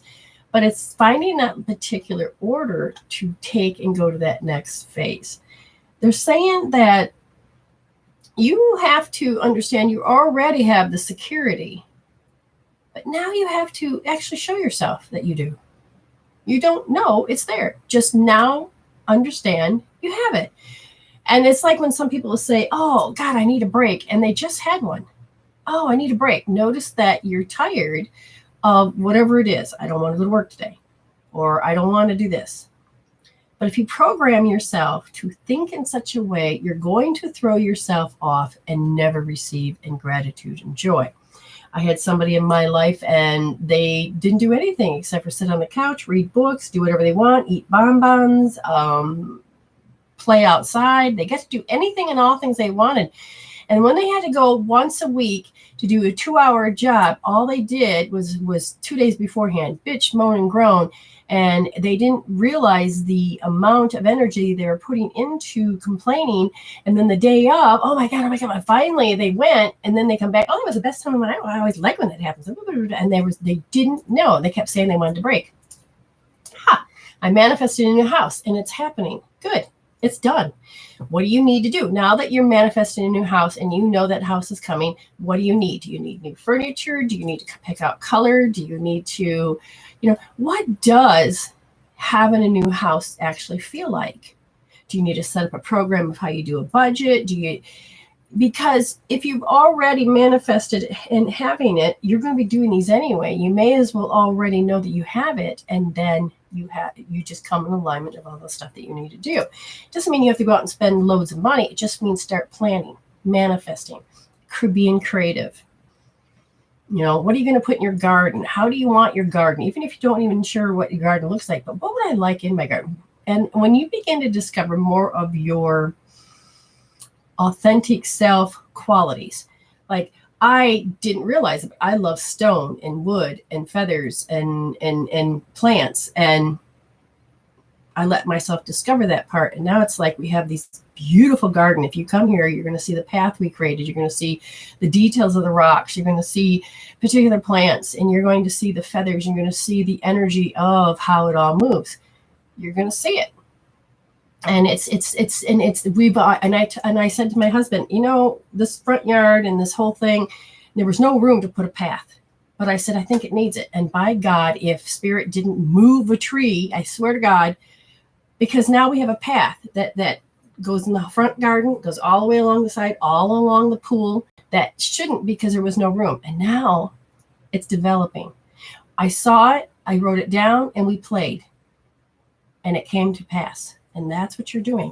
And they said that you've got this, because it's like, the only thing that may bother you is that you're not sure how to get into the feeling, so you can bring it in the heart to make it happen. And that's where I would say, don't just live in the head. See, good, you're visualizing it. Now, how you can really manifest is you take that heart, and it's like when you're using, like in Harry Potter, when the Patronus and the ridiculous is that they use joy to manifest. And Dispenza and other great healers and teachers will tell you that if you get your heart and your mind together And, you know, you can get a feeling and you can get a picture, but if you can get that feeling that goes with that picture because you've done it before, you could pull this up. You can already start to make the framework, the foundation, and then boom, it'll start because the universe says, oh, she's ready. Bring the order in. She's not stopping it. There it is. There it is. Like, I wasn't feeling it today. I knew it was going to be hot. I started complaining. I go, really, Brenda? Okay. Spirit, give me something to do. And all of a sudden it's like, oh, you need to go water the garden. You need to go do all the laundry. You got to just clean up the kitchen. And I'm like, really? That? Okay, fine. I started to do that. I got so busy in my head. Then all of a sudden, as I was busy giving my ego something to do, oh, that's right. It's so hot. Even though I don't like my shoulders and arms shown, that's fine. Oh, yeah. And the next thing you know, I found this dress that just fell into place. I wanted to feel pretty. And intuition was just and the next thing you know, ta-da! And I'm like 2 hours early. And Amy's like, I'm not even home yet. And I'm like, so there's a lot you can do. And it's good to see your wonderful faces. All right. So just in case if you do want to know, yes, I am doing paid readings. But who's next on the free readings? Let me get back there. I had my first acupuncture appointment today. That's true. Was that what your next question was? Wait, what? No. Okay, so Amy, let's talk to Amy for a minute. Amy had an acupuncture. I still haven't had one done. I've only done acupressure, blah, blah, blah. But she had little needles. She sent me a picture. Here's Amy. Little needles all over. First of all, did it hurt? No. Did it surprise you that it didn't hurt? Not really, because my mom had it done years and years ago. Okay. Did the needles look threatening? No, they're so tiny you can't hardly see them. And did they do it quickly or was it painful when you thought because I can hear people's thoughts. So was it just so quick that went do and it was done? Yeah. You know, I can't say I didn't have acupuncture. I've had dry needling. Everything that he was, why they were positioned where they were, but of course I wasn't paying any attention. Next time record it, Amy, because I would like to hear it. And then how long were they stimulating? How long were they in? Because they can rub it to stimulate 28 minutes. 20 what?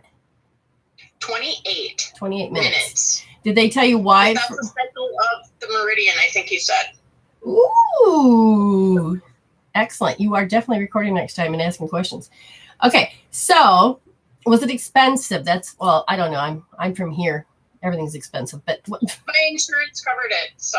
If you got insurance, they do an acupuncture. That's excellent. See, when back in my days, like, no, hell no. You alternative now. Okay, but that's good. Would you go back again? Oh, yeah. Now, if you have any questions about acupuncture, hey, ask away. We can ask Amy about what she thinks because she was a patient. Did you feel any difference? I do. Well, you know how my back is knotted. Yes. Normally, it feels different. Excellent. It feels different. And this is the meridians I'm telling you about when I tell you to use your magnets and stimulate with your fingers and things like this. Now, when I saw it, they made her a porcupine. But they also made it so that they covered the governing meridian. And I am so happy they did that. Yeah, he said he always does that to open up the chakra tube. There's confirmation for you. And so that's excellent because I think he worked on your spleen and other little parts I saw. Okay. Yeah, they're all over. You're welcome, Angela. Okay, so who's the next person for the 1 minute read? Lori M. Lori M. Any message from Spirit they have for me, please, or a message from my mom, whose 11-year anniversary was just a few days ago. Okay, so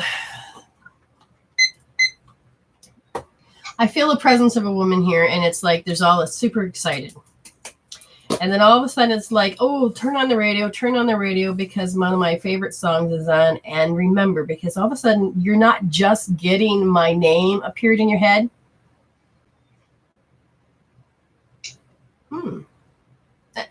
anyways, it's hold on. Is anybody else having noise issues?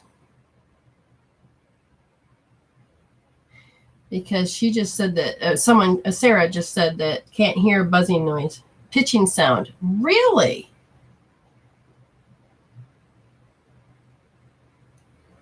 Oh my gosh, really? I don't really want to shut it off, but I will. But we all come back if I shut it off and start again, because I don't know how to. I don't think. Well, try it. And see, I hear nothing. Oh, you got everybody complaining. Everybody's like, okay, I'm going to have to, wow. Yeah, apparently what I did there didn't work. It must be part of that. I don't think I can, no, I can't shut that off. I can't fix that. No. Some people are hearing it and some people aren't. Okay, people, I'm going to end this, and then I'm going to restart another one. So come find me, okay? And those in YouTube land, you can stay there. And I can stay here. Yeah. Now, I don't understand that it just disturbances, I guess. Oh, well, I've been having problems with Facebook all night, or the whole show. Oh, so you think it's Facebook? And you know what? It could be. Now, how are you over there? Anybody over there? No one's over there. Oh, Tammy just said it's clear there, so maybe it is Facebook. It's Facebook. Okay. Well, anyways, I'll go live. Thanks, Tam. Okay, so who were we just reading that I got to start over? Lori M. That's right. Well, I guess one thing I can find out whether or not is when I'm talking to the dead, if they'll come through. Well, I'm so hot that my ring is so tight. I'm going to have to take my one ring off. Oh, good. Teresa P says that it's better. That's good. Anybody else swell up like a sausage when you get too hot? Oh, good, Amos. Okay, so we're going to start that 1 minute read all over again. And her name was Lori M.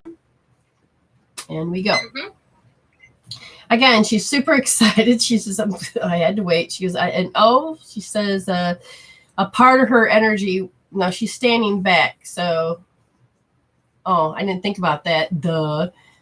That was the interference. She's standing back. Well, thank you, Angela. She didn't hear the buzzing sound. No, that's funny. Okay, so she said, what has she got? It looks like a magnolia flower. That's weird. Anyways, it is listen to radio because I have there's a song, and notice that the songs are going to be something that you can't get out of your head, and they are telling you a story. You know, like for instance, a mad, mad world is sometimes you get too far in your head, or just obvious that I will always love you means I love you. But some songs can be deep, just like you would have dreams.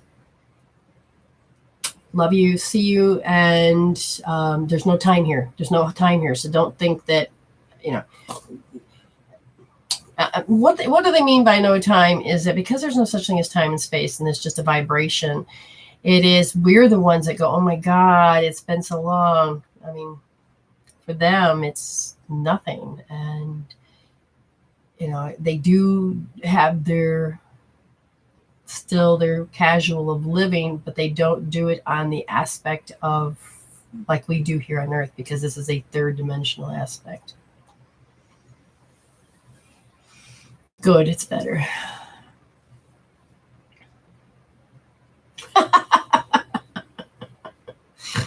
LaRonda says, love your look today. I sure could use a spirit suggestion on how to dress. Believe it or not, I'm going to tell you a clue. I'm going to laugh. Get yourself a camera. Look at it. Do you like what you see do you like what you see? If you don't, go find a different outfit. But if you like what you see when you are looking at the camera, chances are everybody's going to think it's great because you're not giving off, oh, I hate the way I look or any of those issues. You are actually giving off more confidence. And you then begin to understand, like, I didn't think I ever could wear color. I know I find that I wear yellow or an orange and green. Black was my favorite color. I don't carry off well. Black is not a color. What's that? Black is not a color. Well, it is in my world. Pink. I can't not pull off pink because the different colors that we are. Some will make you sick. Some will make you feel better. Some will put you in the mood. But they're all frequencies. Hi, Anna. So they're all frequencies. Okay. And depending on what frequency you need. And I remember listening to the story of Dot Eden, and she's taking care of this woman that's sick, and she's in the hospital. And then Donna walks in, she goes, oh, she's missing, I can't remember if it was orange or some type of peach color or whatever. And so she went and looks in her bag, and she pulls out the cloth, and she tapes it to the window, and the sunlight was pouring in this amber, what was it, the amber color. And it started to help with the minerals and her meridians and helped with her body. And so, the lady recovered quite nicely. But the point is that you miss, like, for instance, we did a reading earlier that this woman was missing the G note, the hertz, the 0.9 or 19.995 hertz, and your body will totally be missing it. Now, there will be colors that you're missing. You need to add them. Like, the more that I looked at the colors and I started to add them, I didn't realize how good they actually started to make me feel. Pink doesn't make me feel good. And I'm not sure why, even though I like pink. Some people are back up and again. Some people go underground. Some people come back. It's good to see you. Okay, so we had a show earlier. The high pitch caught Facebook, and well, somebody on the side caused it to shut down. And so we started again. Now I'm going to look. Is there anybody else that wants to? Was there any more readings, my dear? There's one more, Anna. Please, may I get a reading on advice about how to cope with John DeBona? Okay. The relation, you know what? Where'd that relationships card go? Now, they said I don't need it. Aren't they cute? All right. Now, as we look at this, I'm going to tell you straight off, and this is going to be for a lot of people, so probably be more than a minute. Your life's going good. You want the relationship. Sometimes it's rocky. Sometimes it's not. Sometimes you convince yourself. Sometimes, And with this person, what's going on is that there is this approval that you're looking for. You want some type of approval, but it's interesting enough, it's not with this relationship as much as it is when you go back to being 1 year old and you were looking for approval from somebody. The person that you want in this relationship now as an adult is carrying that signature of when you're younger. So you're asking, can I fit in? Can we make this work? Can we have a future together? Can we do all this? But you're asking, your 1 year old is asking, and not per se the adult you. So the 1 year old wants approval. The 1 year old has made it a habit of noticing that it was getting disapproved of and that it wasn't wanted and accepted. So you're going to repeat that story. If that other person, when you're growing up, is not there, you're going to find other people to do it. Whether this person died or this person just is out of your life, you're still going to create somebody else to appear. Does that make any sense? Yes, it does. So what can you do? You have to heal that you're looking for approval, that you're looking for, like, please choose me. And when you hear these words, you need to go back to that inner child and you need to heal that pain of the inner child. That's what I would look at. So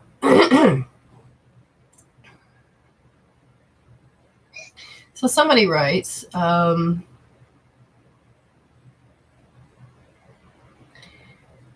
so I'm just going to be quiet just for a second.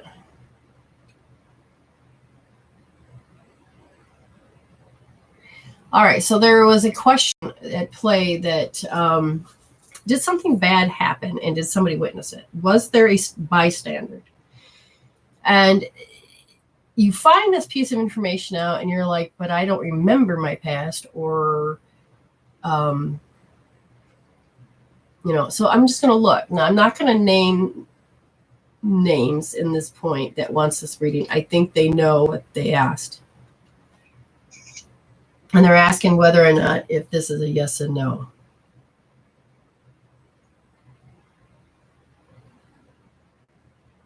Okay, so I'm looking, and what's interesting is I can't go very far. What I do see is that there's a firm belief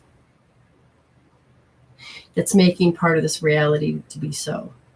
So the answer would be yes. Now I'm trying to get past and see, is there any help from the angels that can get me to go back further?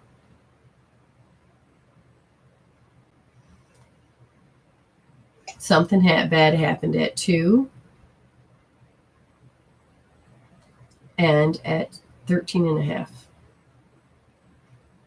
At 13 and a half, I would say yes. I would say that this part of the brain said, oh, hell no, I don't want to remember this because it's too shocking. And if I say, tell me more about how the body talked at that time, and it was,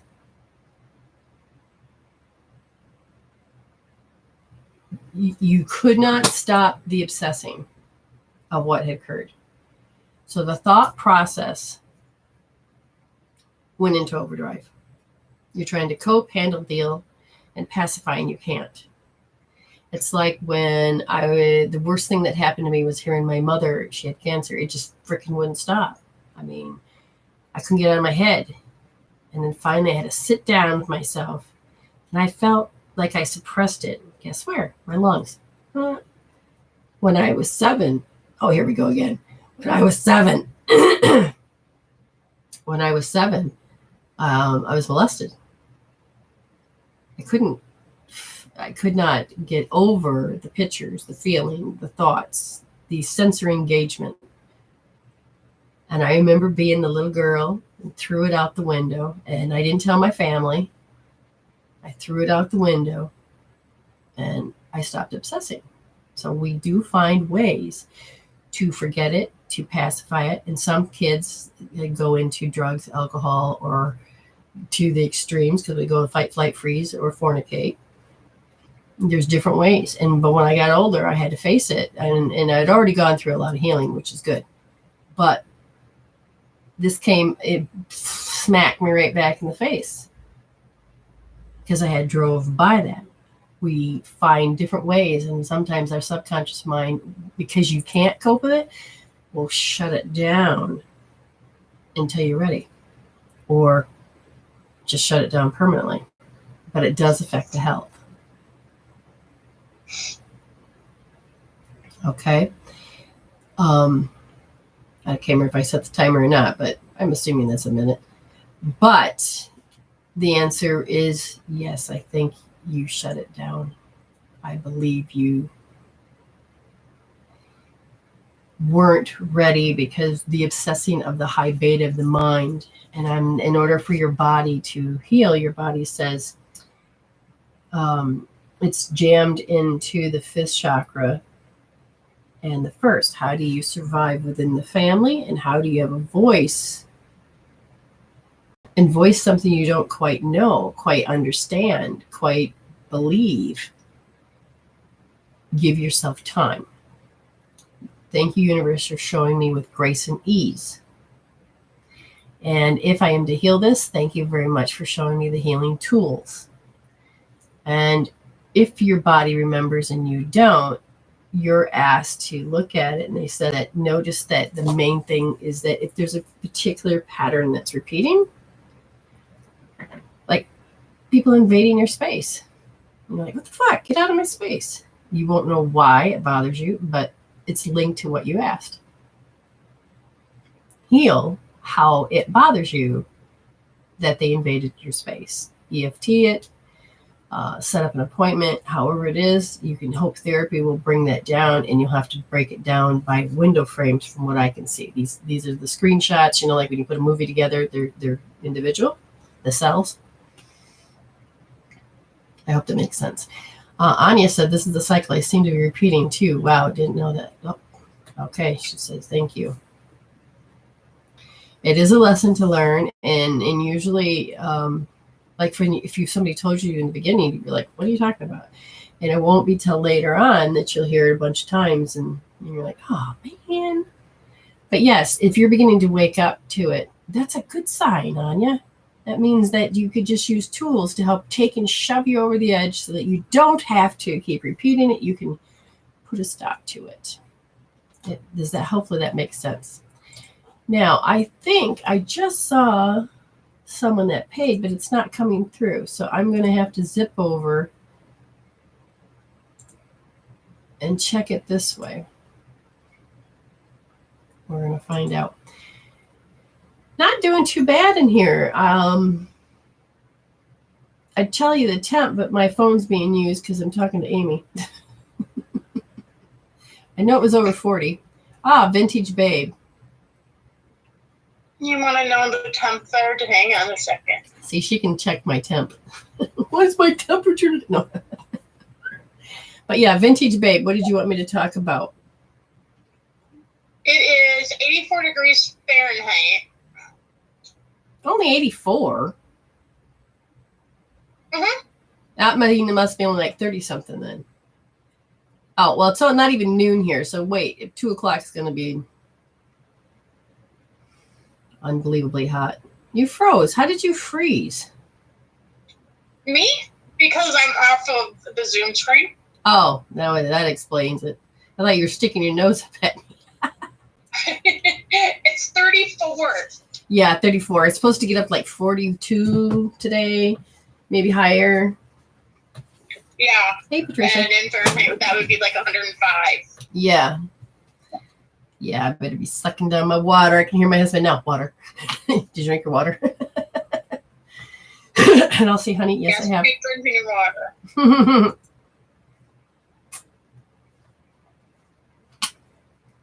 So, vintage babe, what is it you would like me to talk about?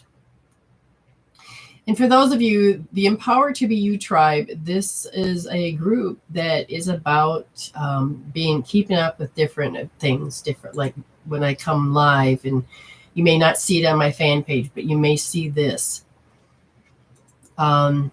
There was other little things that I was putting in there, and eventually we're going to have, this is like going to be the place, and even my quantum law of attraction will show it later, show you different things. But welcome to the tribe. And I need to get onto the right page. I do not understand why I'm there it is.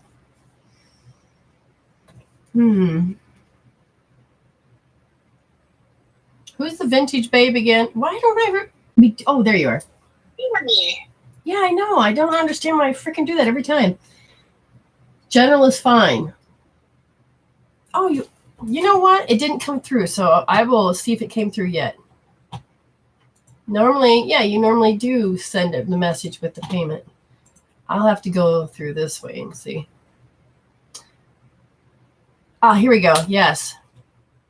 Oh, I look cute and sassy today. Yeah, that's amazing. Thanks. You do. You look very pretty today. Well, thank you. I got this when I was in Thailand 5 years ago. And I thought, well, why not? This is what Christmas looks like to me. Well, yeah. Okay. I think I understand your question. That's good. But before we get there, Anya said, yes, John is my friend. Other readers told me that I keep getting into these relationships and repeating the same cycle. Absolutely. I think I tried to tell you that in the beginning, too. And that will continue if I don't learn the lesson I'm supposed to. Exactly. And the thing is, Yeah, I think we've talked about it. And this is what I always tell you is what you're supposed to be learning. So any videos that you've had in the past, start linking them together of what I said. And you may start to notice certain key emotions that are still firing. Somebody says, I look like a beautiful gypsy queen tonight. Oh, you know what? I can see that. Isn't that interesting? Okay. Yeah, lightweight. Oh, this thing is not heavy at all. Thank God. And when you jump in the shower, because we're getting our pool fixed, I jump in the pool, but jump in the shower and then you just walk around dripping and it's dry because it's it's so hot here. You're like, oh darn, gotta go back in.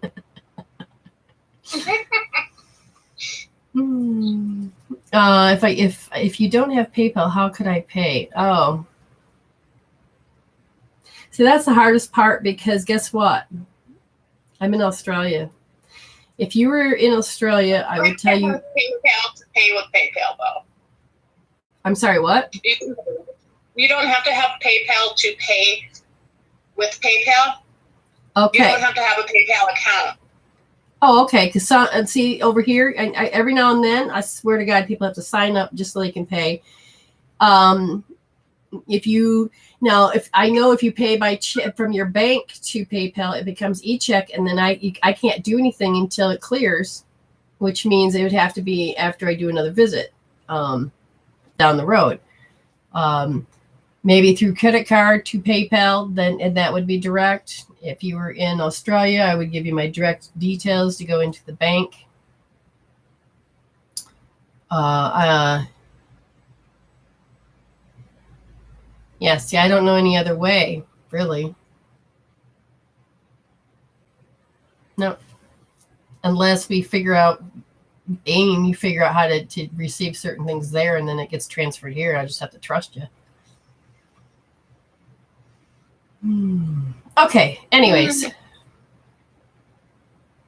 Why isn't the thing working? Lillian said paying for a reading. It hasn't come through yet.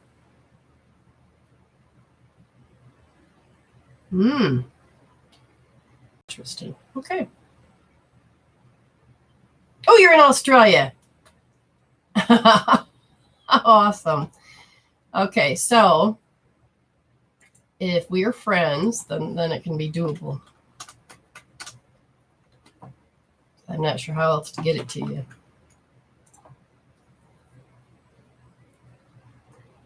I'm gonna send you a friend's request and see what happens.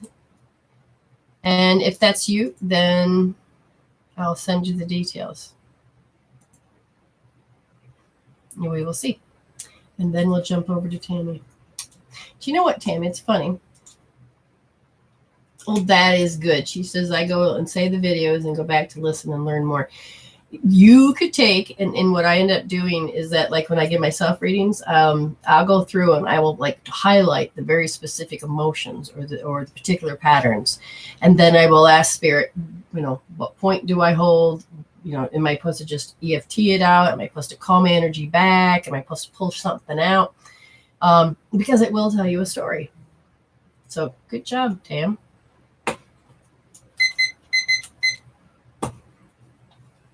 All right, well, Julie, if I did it right, I asked you to be a friend, so you'll have to jump over and see if you can do that.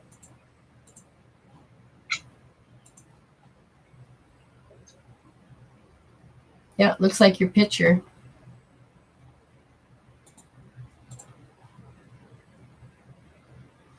Okay, now, just one more second. See, these are the things I usually like to wait and... I'm learning to let it go, and it's not always supposed to be smooth. You know what I mean? So you finally got your computer working, I think, Missy? Did you get your computer working? Yeah. I got to tell you, we have a little bird, a little cockatiel. He's white. Brand new. Part of my Christmas present. We called it AIM. AIM for the Truth. Named after Amy. So AIMEE. Amy. AIM for the Truth. So little Ames is out there. I can't tell if it's a boy or a girl. but it's the adorableest thing. And it tries to hang with Missy Jean, my other cockatiel. But so here's the cockatiel. And then you got Charlie, or cockatiel. The cockatoo is here. He fancies her, and I think it's because she's white. But he's like, here she is, here he is.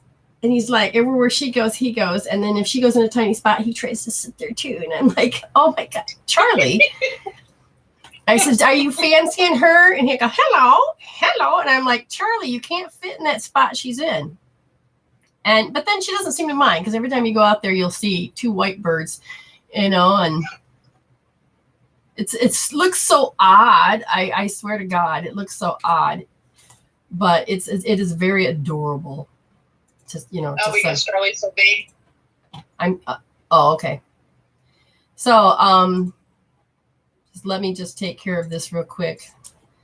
I normally have something set up, but I am being laissez-faire today. The most weirdest thing I've ever. It's just weird. How can I say that? It's just plain weird. I'm dealing with it. All of a sudden, did it look like I got a mustache? Did you see my facial? I swear to God, I just saw myself be a man just for a moment. Did anybody else see that? Maybe it was just for my eyes only. I think that's so bizarre, because you asked for family and friends, didn't you, Tammy? And I keep feeling I am supposed to wait, because I can feel this arrangement. What do you want to call it? Some type of weird something.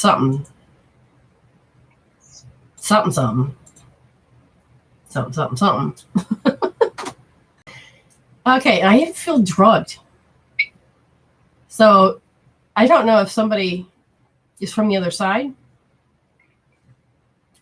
or not, but my head is like slow-mo. So did somebody, okay, so we're going to start this now, Tammy. Has somebody heavily medicated before they died? Or were they heavily medicated? See, Sajada said I look different. I know. Don't I feel like a male? Tune in, Sajada. I could use some. I mean, literally, I feel like maybe this is my daily life. It's like I have to get high, or I've got to. No, can anybody see the mustache? There it is. Yeah, now I can. Okay, I don't know. Okay.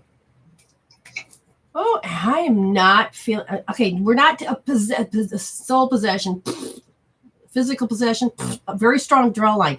Yeah. Okay, that's about as close as you're getting into this space. Fuck me, Lord. What? Don't swear.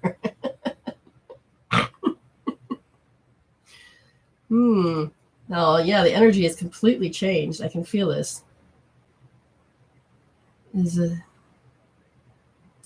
Definitely is a man.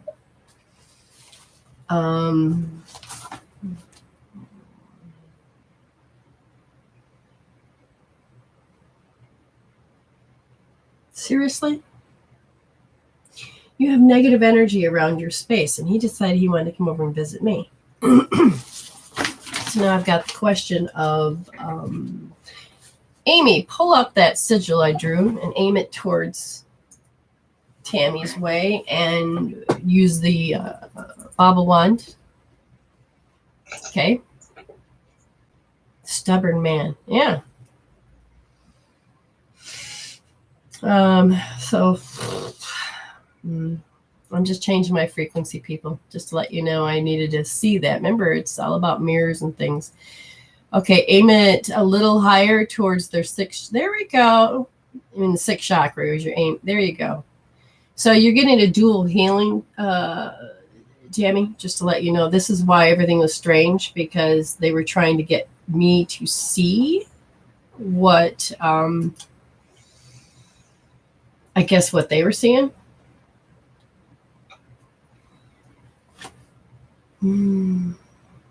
This person came into your space. Were they human? Yeah, and they're dead. And did they have a negative attitude? No, they just got. Have they crossed over? No, that's the problem. They don't mean to do you any harm or me any harm. They just don't know how to get to the light. Now, is this somebody you know? Yes. How long ago? Stop. How long ago did he die? The one that you mentioned. That's why I feel that way. So sometimes when they die, I'm just going to explain this while we're removing it, the clearing it. Now, Amy, I want you intently to ask Spirit to come in agreement with me, because we're going to open up a white light tunnel door so they can go home. And we're going to call forth a loved one that they would recognize.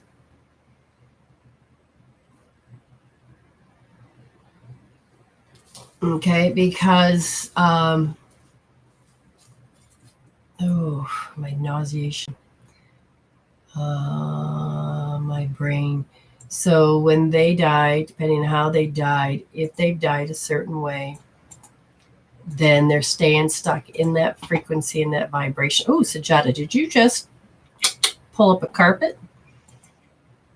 Oh, I made my screen completely disappear. Oh, that was so nice of you, Sajada.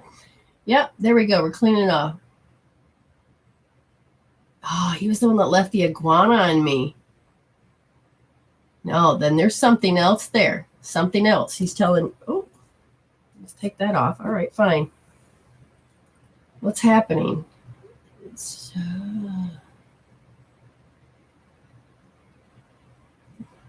who's with them? I feel like there's a whole caravan. Do you see this, Sajada? Oh, so you're meant to take your next step on doing something. So again, okay, so there can be more than one people. I know she saw there, that door just opened up and somebody just walked through, and it may not be him, but somebody he knew, because woof, now the nauseation's leaving. The white light just put in a clear head mind for this person. You just were supposed to, did you just take the caravan of people? They're offered healing. Yes, there's quite a few. Yes. Okay, so 3 people are working here. Sajada has an awesome ability. Amy is stepping up. Oh, nice job, Amy. You know, I don't know if you realize the colors you're making there. Oh. I just have to sit for a second because something to do with the connection with the nerves in your legs.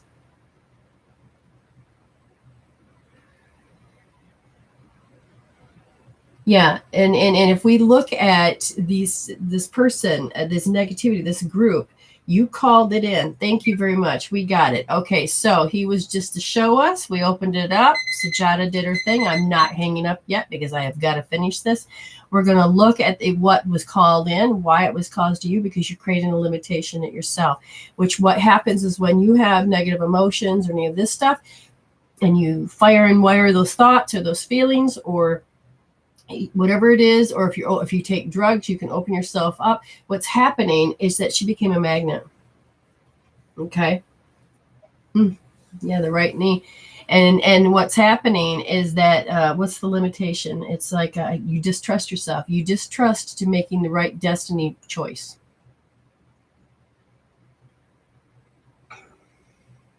Oh, her sciatic's acting up. Well, because you can't move forward. You can't use your hips to thrust yourself in the destiny you want. Oh, Sajada, Spirit says you're supposed to be present. You did not interfere, sweet cheeks. All 3 of us were called to action. All 3 of us. And so we all said, yes, we're going to work together on your behalf. Oh, you didn't feel like you had a soul choice. And Amy, now I want you to take and aim it down to her feet so we can connect her to her Earth star, because we got to give her a choice back. You've been paying a price for such a long time, and oh, Tammy's over there saying thank you, ladies. Thank you very much. It's interesting because now my spine's energy is it's not even erect. It's trying to make my spine bend, do a back bend. It's oh, you're being called to action. Okay, so we had to remove the junk of the people, the bus load. All I can say, it was a bus load. And Sajada's ability, she took care of that. She and Amy did the opening up the door so that it opened up anything else that was not supposed to be there. So you're clearing off the negativity. We put a protection on you. You got to start having dreams now about, and you're going to intentionally allow yourself to go to that space and, your intuition wants to tell you, because the planetary thing is opened up in 2020, you're being called to action, which isn't about to wake up and repeat the same shit every day at the house. You're going to see a shift somewhere along the way.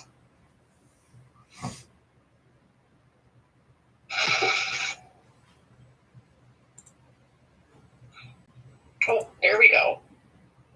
Yeah. And, oh, it did. Okay, so we do have connection there. We have a connection there.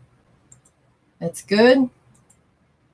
Nauseation is subsiding. Ooh, her nightmare stopped a couple months ago. Good. Okay, so I think the nightmares and stuff like that had to do with that caravan of negativity and whatever the bus load, there was just a whole interesting thing there that had finally came to the surface.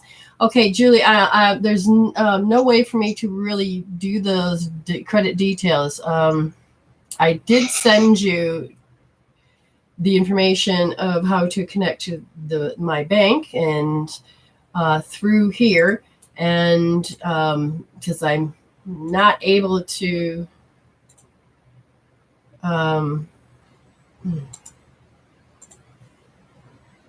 see, my brain is, I'm such in a,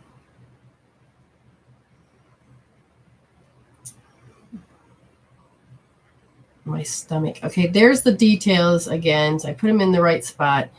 We're spinning.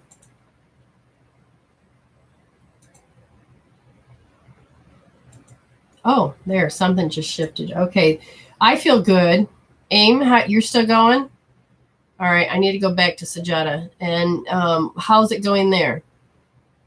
Yeah, it's like he had to control. So that's what I thought was this particular thing. Now, Ken came through. We had to wait so that he could get an opening to talk to me. So then we can talk to that guy that had the control somehow with the caravan of people and all that negativity. So that's where the pain of the dead.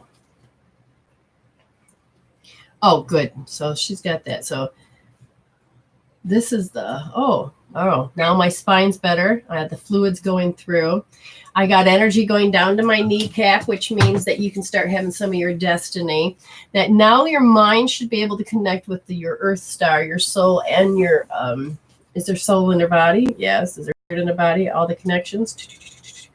Anything in particular? No. Oh, I just heard a ping. So that means we got 3 chord. Well, I don't know how to explain that, but they all lit up. There's 3 particular things that lit up, and that finally that channel, you should feel like your 7 chakras opening. I've been sensing outside oppression for a year or more. Happy to have that exposed. Yes. Okay. Just to let you know, I'm diving into making sigils, charms, handwritten things, little things that you can put into your space to protect yourself with. I'm going to make spirit boxes so that you can protect your loved ones and clean them off. And there'll be special oils that I'm going to be making to ward off certain evils, because the energy of the planet is changing and things like this is coming to the surface and getting to be known. And if those that are doing drugs or on medications or on or if their immune system has changed to a particular emotion, you're going to start drawing shit. We want you to stop doing that. So usually there'll be a healing that goes along with the protection and all of this. So just be aware that you may want some of the kits that are coming up. They talk about these kits, Amy. They're getting there, aren't they, I suppose? There, something else just shifted. Okay. Okay, so Jada said she's good. I know I'm good. How about you now? Just about. Just about. Okay, so that was a doozy. Yes, Tammy, get a hold of, or Amy, get a hold of Tammy. She said she wanted a Baba one. So you may want to get a personal one so we can put a sigil on it. Okay. Just, I ain't gonna remember any of this. Thank God it's recorded. Amen to that. So Jada, good job stepping up. Girls, I'm so proud of all of you. You're ready to let it go. You are ready to take yours. Amy's like, I don't know what I'm doing, but I'm doing it. I got confidence in doing it. I love that about her. They'll like put her on the spot like they do me, and she's like, okay. Wait till she takes the classes. She's going to be. I'm like, yeah, but you wait until you take the classes. You're going to get all that information. Then you're going to be non-stoppable. You'll be totally in a line. Okay, that was really good, people. These are the little things that are going to be coming up, and I'm probably going to have to do a you know what? We may have to have a group once a month just to do this shit, to remove it, because it's coming in strong. Okay, Amy, I hope you re-listen to these again, because I know you do sometimes. You may have to start writing some of these classes down they keep talking about. Good. I'll have to go back and watch the video.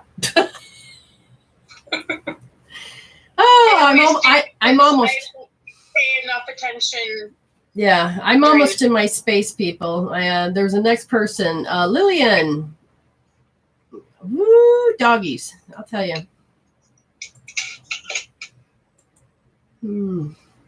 Okay, I've recentered my mustache. Is it gone? I can't tell. Yes, ma'am.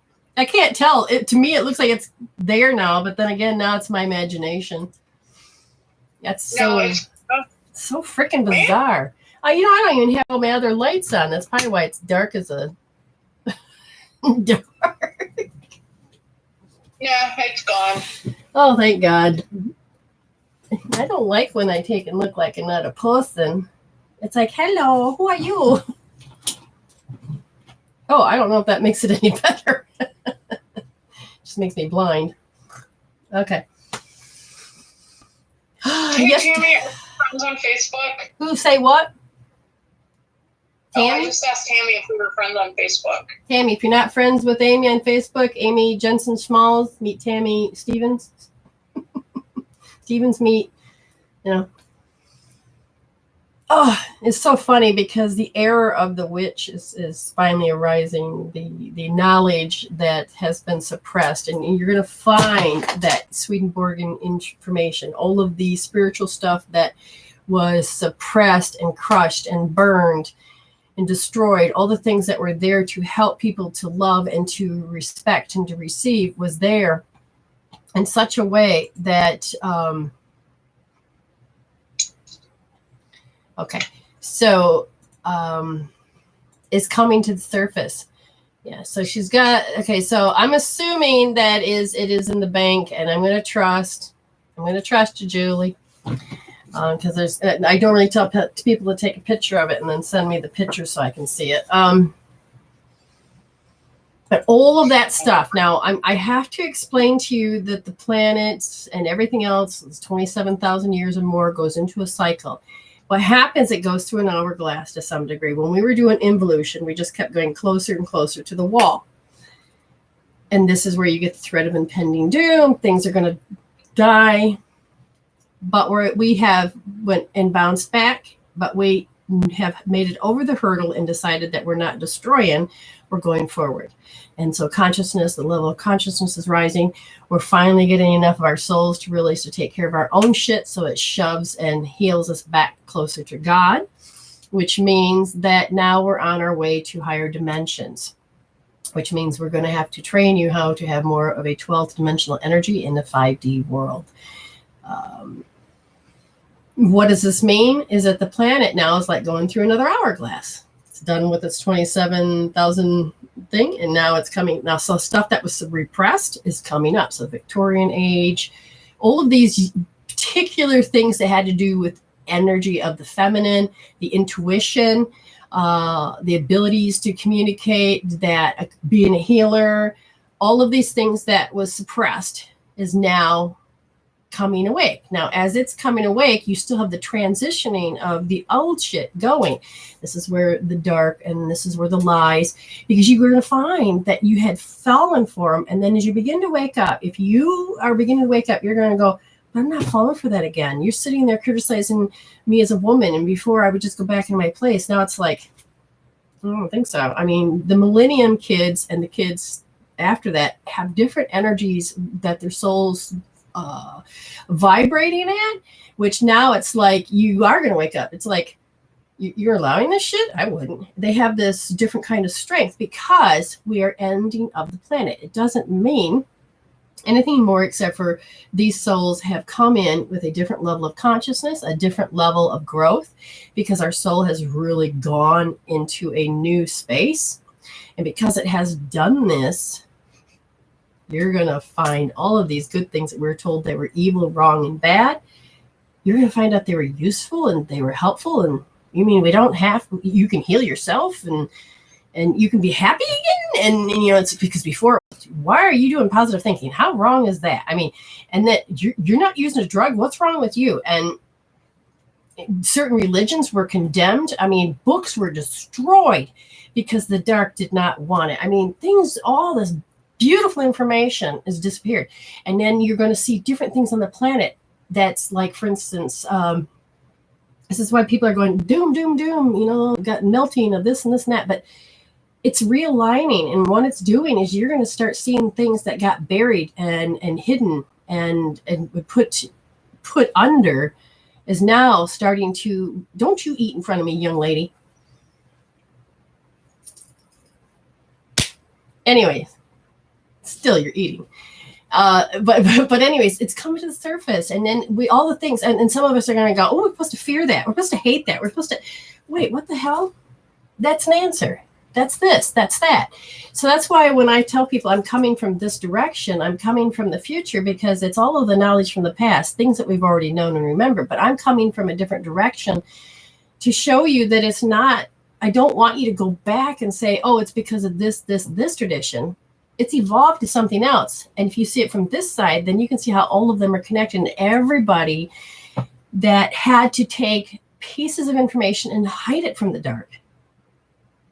That's what tarot cards are. It was information about spirit, and they had to be hidden from the dark, hidden from the churches, hidden from all of that. And I'm not saying different thing. I'm saying that God in Christ is beautiful. But I'm saying we don't need other people to control it and tell us how we're supposed to see it. And then if we see it wrong or we don't copy it their way, then that's wrong. Everybody has a piece.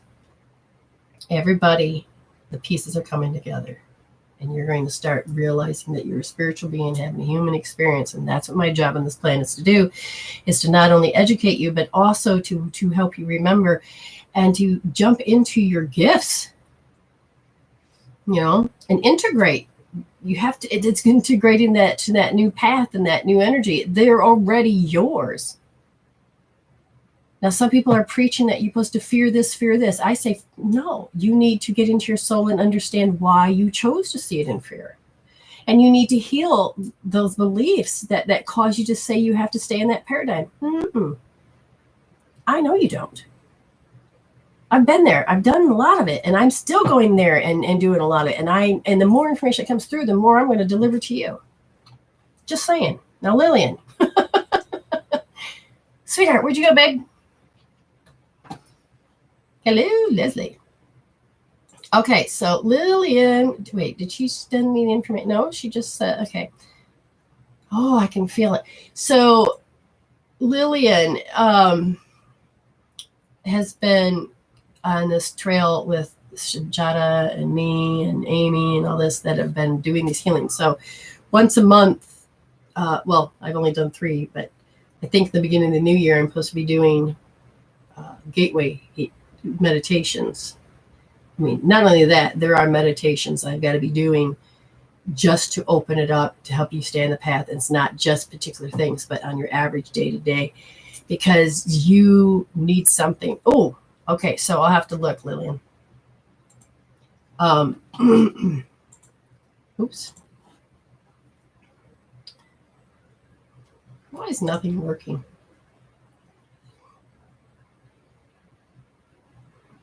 I got to remember I have a 1-minute read too from Rachel. So just remember I got to do that one. Did you get Lillian's question? Where is it? How come I didn't come in?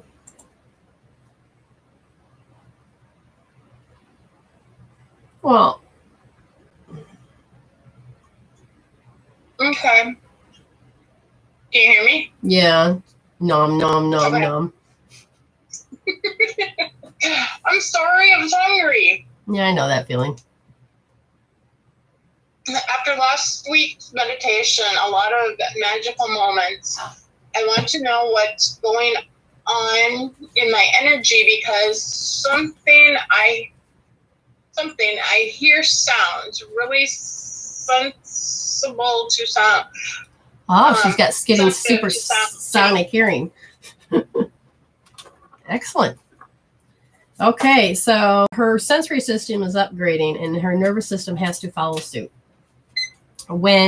So you need to go and you need to download, like, what do they call those things when you upgrades? You need to get a little upgrade. Oh, so you have a universal abundance coming your way. And you need a patch. You need a patch to help to take that information and bring it down into your nervous system.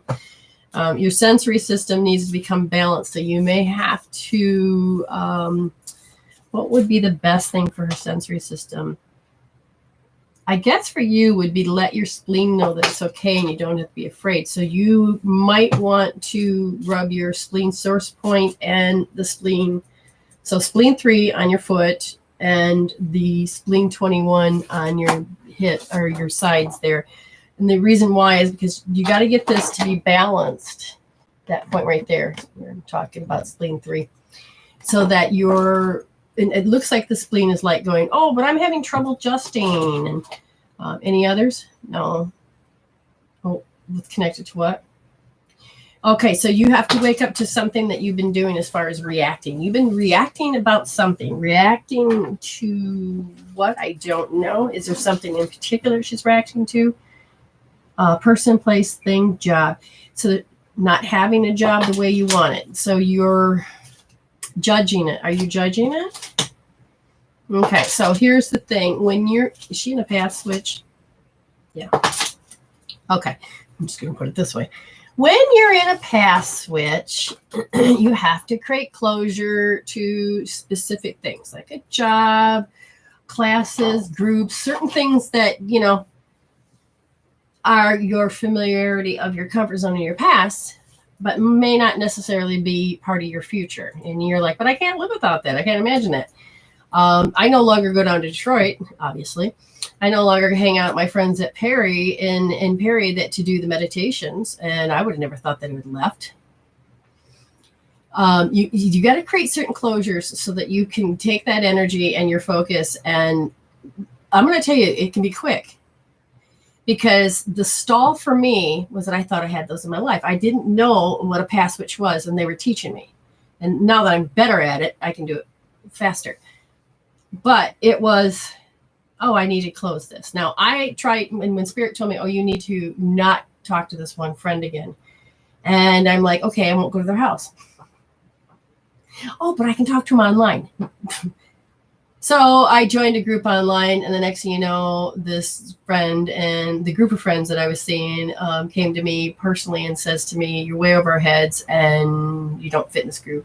We don't want you to come anymore." Spirit says, "I told you. Do you want another bitch slap? No, I don't need bitch slaps." So when I was on another path switch, Spirit says, "You're done. You path switch." Oh, I know what this is. Hold on. Okay, goodbye. I create closure. I'm going to take my energy back, and it's going to, oh, really? I really want to come back. No, I have to look at all of these things. Oh, I really got to act. No. And I left because I knew if I didn't, the bitch slaps were going to come. They're saying you have a reaction, something to do with work. Maybe you're not supposed to be in that field anymore, or maybe you're supposed to be opened up to another field.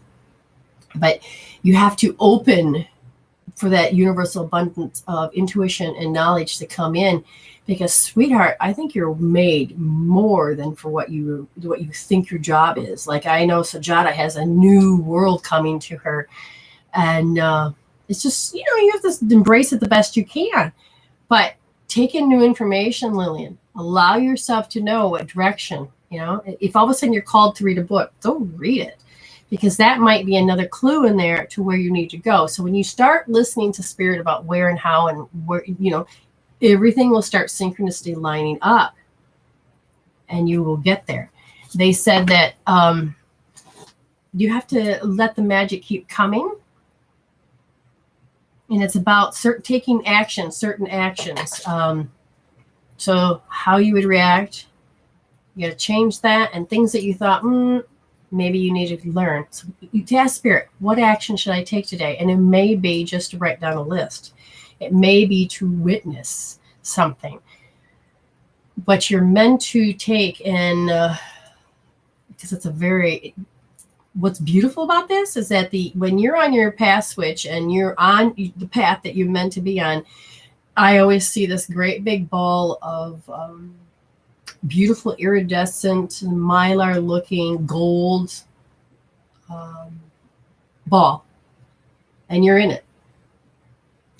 And when you're not in it, it'll be on your path, and then slowly you'll get into it. But that's what I see usually. And then once you're inside of it, oh yeah, everything's just going to go boom, boom, boom. And when you reach a hurdle that you don't quite consciously know you're supposed to break something, in this case a reaction, you'll sit just outside your ball.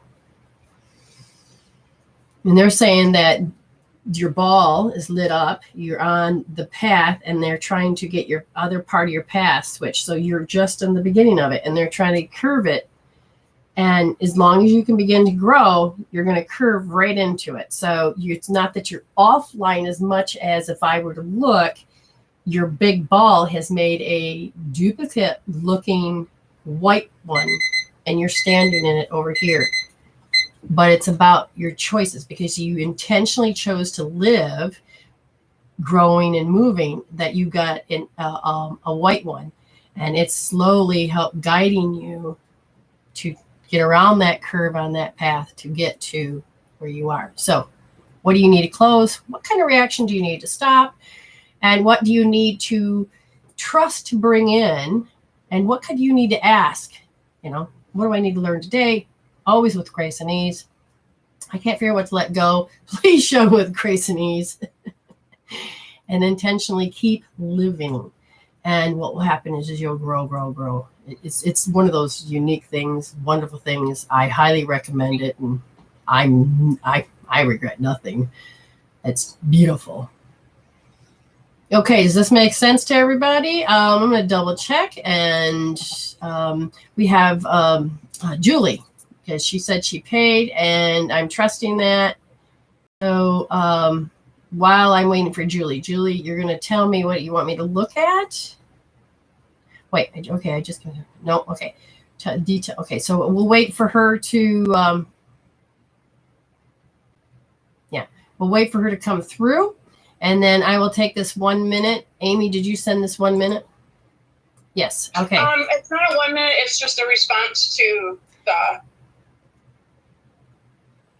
Oh, gotcha. reading. Gotcha.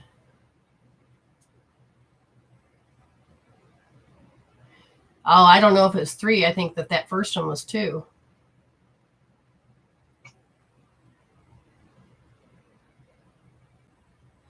Okay, so this person may need to have more of a private reading to get more details like that, because sometimes it's hard to give sensitive information over the air. Mm-hmm. Definitely. Especially when I'm in a certain mindset and I have to be careful of the words. Mm-hmm. Okay, so Julie says, what emotion is dragging me down? All right, sweetheart. Throwing the pearls before the swine. That's giving your good stuff to what? How does that phrase go? I mean, what does that phrase mean? Amy, look that up. Throwing the pearls before the swine. And in this case, there's something to do with embarrassed. Were you be made to be embarrassed? No. Do you feel embarrassed? Yes. Physical, mental, emotional. Are you embarrassed about your spirituality and you can't tell anybody? That's where I feel like you're going, is that you can't really express being this spiritual being in front of somebody. You feel very insecure about knowing that will be accepted. Now, how do I clear it? Okay, so you can have a private session. We can do hope therapy, but if you know what hope therapy is, I can give you the code. It'd be R1D. You could look it up, what hope therapy is. Understand that when I say R or L, that's left or right. 1, 2, 3 are the positions, and S and D as you push your thumb and softer D. So L1D or R1D in this case would be right wrist, first position, nice and deep, finger in the palm, here and here. And then you think about from scale from 0 to 10. 10 being, oh my God, that's familiar. Oh my goodness, yes, you have pictures, you have stories. And then you go and you keep your hand there until it starts to go down to 0. Now, that's why we measure. EFT. EFT is that, and you can look for those free healing tools, and then you can tap. EFT is the tapping of all of the meridians, and it helps unlock it from your sensory system. Self what? Well, I'm going to expand myself. Okay, yes, that's true. So let's say all of a sudden you decide you want to be more you, and you're going to wear something nice, or you're going to beef up your language in a different way spiritually. And as you do this, all of a sudden they get to you. They know how to manipulate you to pull you back to their frequency. Okay. I've had many classes, and it even happened to me when I was going to classes.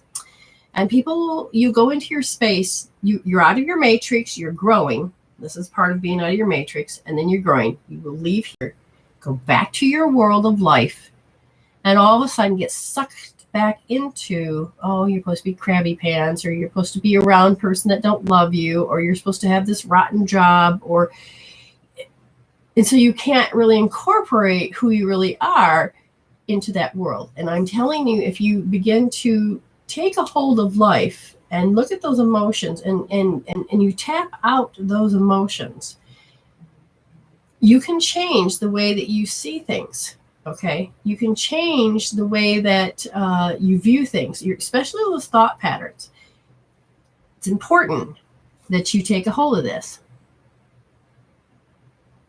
Now, as you begin to heal, Julie, you're going to notice certain thought patterns are going to pop up, and you're going to feel like it's hopeless. Okay, so your everyday thing, life experience, and all of a sudden you're like, God, why join that contest? I'll just fail anyway. You're hopeless. It's like, and in this case, what I hear is that you say negative things to yourself in the hopes that it will actually, the thing that you want to come true. If that's the case, understand that's a towards and away from you. You're trying to trick yourself into not believing in it and getting your hopes up and getting crushed. And they said that's normal. But at the same time, it's a way to tame yourself. How do I say that? Self-talk. self-talk in a way that it's actually becomes negative later on, which means if you did this, then you need to stop, catch it, which means you see that you do it and then stop it and then change it and flip the script. I would come home from work, and then the person I'd come home to, they're constantly mad. And it didn't matter how happy I was, I would always get chastised and hurt. So fine. I decided I'm going to try this. So I decided to become mad. I would make up a story. I'd find something to be mad at, and I would stare at it a little longer. And then I get home, my story, oh my God, you're not going to believe what happened to me at work today. It's because my story was so strong that they didn't get to attack me. They agreed with me. But then that developed me into becoming this nasty habit of being negative. And then I didn't know I had this habit in this particular part of my personality in order just to survive, if that makes any sense. They're saying they want you to pay attention as you begin to develop this, because it's certain things you say to yourself that lowers your frequency. And apparently you must do some negative derogatory talk, play the martyr to some degree, which is that you deprive yourself so other people can have, because there's not enough to pass around. So you're saying that's the right thing to do. Not necessarily. Okay, there's a interesting thing that's happening. And you are not supposed to live in that paradigm anymore. And that's causing you to lose who you are. So if you need to get the address, Amy can send you the address. Send it to Julie Knoll. Pick out the EFT, the Hope Therapy, and send her those links. Okay. Thank you, Amber. For swine Yeah. is a quotation from the Bible. Okay, and what did it mean? Yeah, that's right. It was a Bible. Okay, a quotation from Matthew 7:6 in Jesus' Sermon on the Mount. Do not give what is holy to the dogs, nor cast your pearls before the swine. Okay. Lest they trample them under their feet and tear you to pieces. That's what humans do. The reason why I won't talk to certain people with my spirituality is because this is very sacred information for me. This is something that I in spirit love. And if I were to share, and this goes out to Julie, but it also goes out to Sajada. I think it was Sajada that said it, telling people something. Because by giving that information, that sacred information, this they will trample it. They will not see the worth.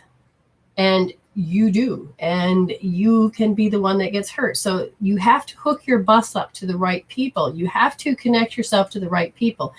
If you want a future of happiness, you don't sit there and go to the ones that are going to drag you down. You have to unhook and say, you know what, you may be family, but I need to find people that are like me, more, that have that kind of thinking, that have that kind of.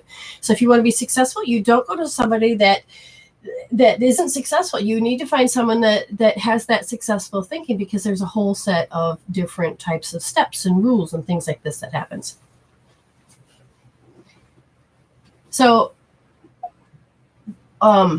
Teresa, you have got to get out of habit of understanding how your body feels. You have been so trained, that's your identity. And if you start to move out of that identity, it's going to feel uncomfortable. And then that's the worst thing the brain wants, or the body wants.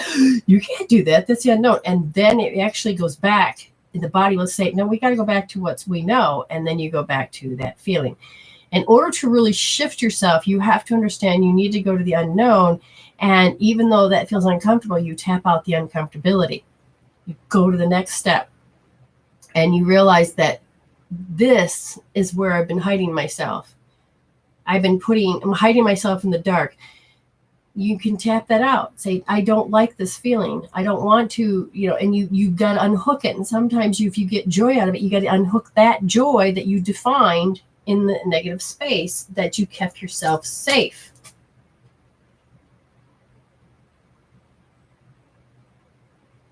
Yeah, you don't want to offer wisdom to someone who can't understand. Very good.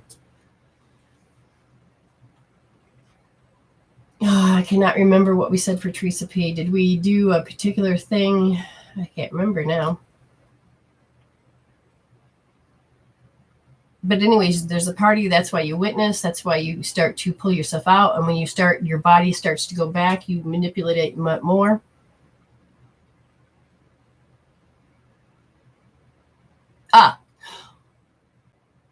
Yeah. Okay. Good. She feels the same way because it's all about not wanting to share it. And you know what? And that's my pearls. I don't need to prove anything to anybody because I know what they're going to do. And I need to talk to those that are with me. And you start to find and you get into who you are and you begin to love who you are and you begin to attract your tribe and you begin to come alive again. So did that make sense to you, Julie? Hopefully it did. Thank you, Amy, for looking that up. Now I'm gonna look and just see if there's any more. Yes, there's a Rachel Mary that said, will my daughter be okay from all her trauma? Now,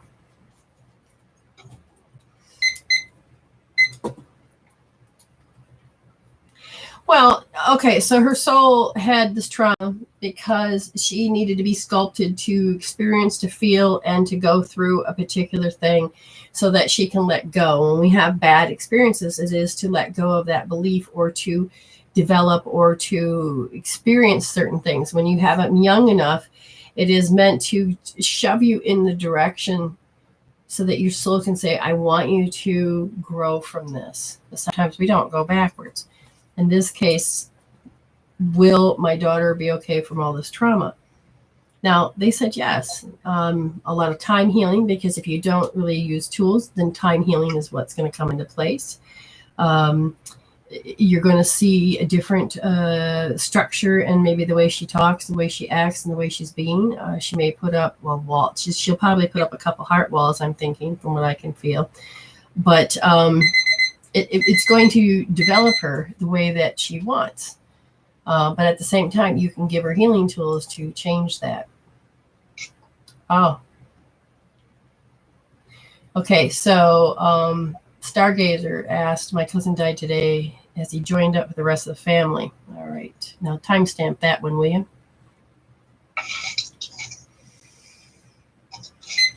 Okay, so I'm going to hook in. Okay, I gotta communicate with this. I got to get over there. Okay, there it is. You know who you are. Okay, so he's going through the process. Is at the door. Now, since we still work with time in this 3 dimension, it does change things.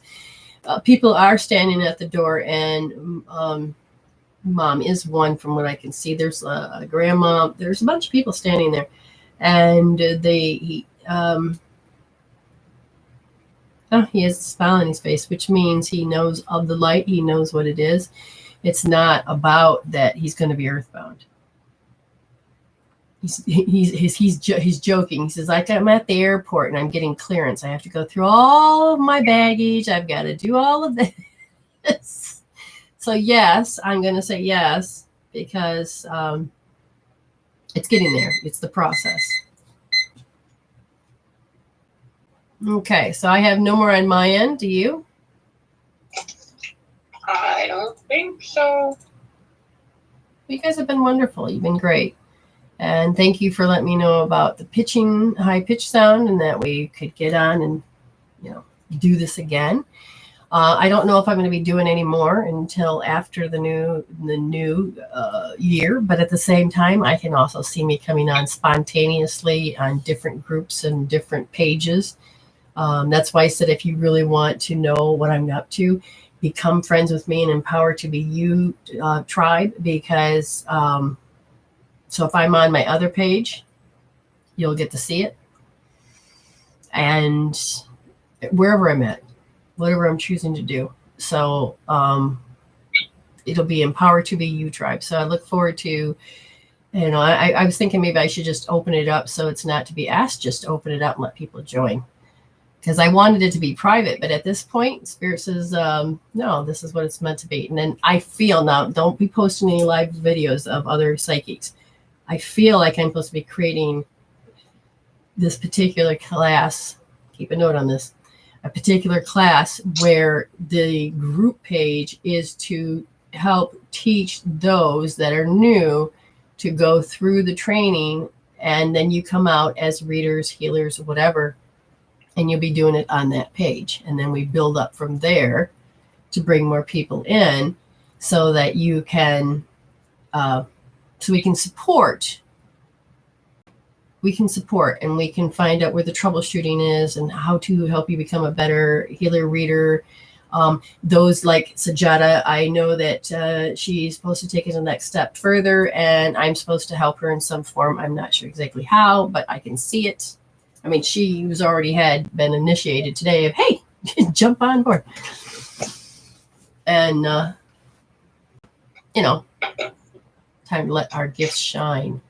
Okay, so no, I do not see any more paid readings. I see no more. Yes, love to all of you and have a great holiday.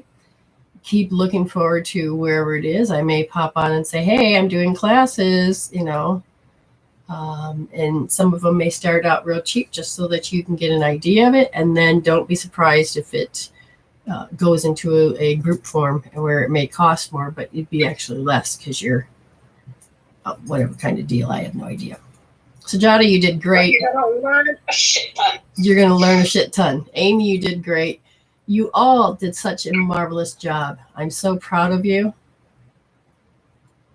I just love how Sajada and you and I just, boom, we were seeing the same thing. And to some degree, that was awesome. Ah, yes. Tammy says, Solstice is going to be a highly open time. Yes. Sing Christmas carols to keep the dark away. I'm going to tell you that. Christmas carols were designed in such a beautiful way so it keeps the dark away. Just remember that. So sing it, because the more you do, the more the vibration you put off, the more light you bring in, the more spirit of Christmas. It's not about Santa Claus, it's the spirit. And when you do that, it raises the spirit, it raises the vibration of the planet. So sing your little hearts out and just allow ourselves to even connect up. So if all of a sudden I'm thinking, oh, holy night, I can just imagine some of you are too.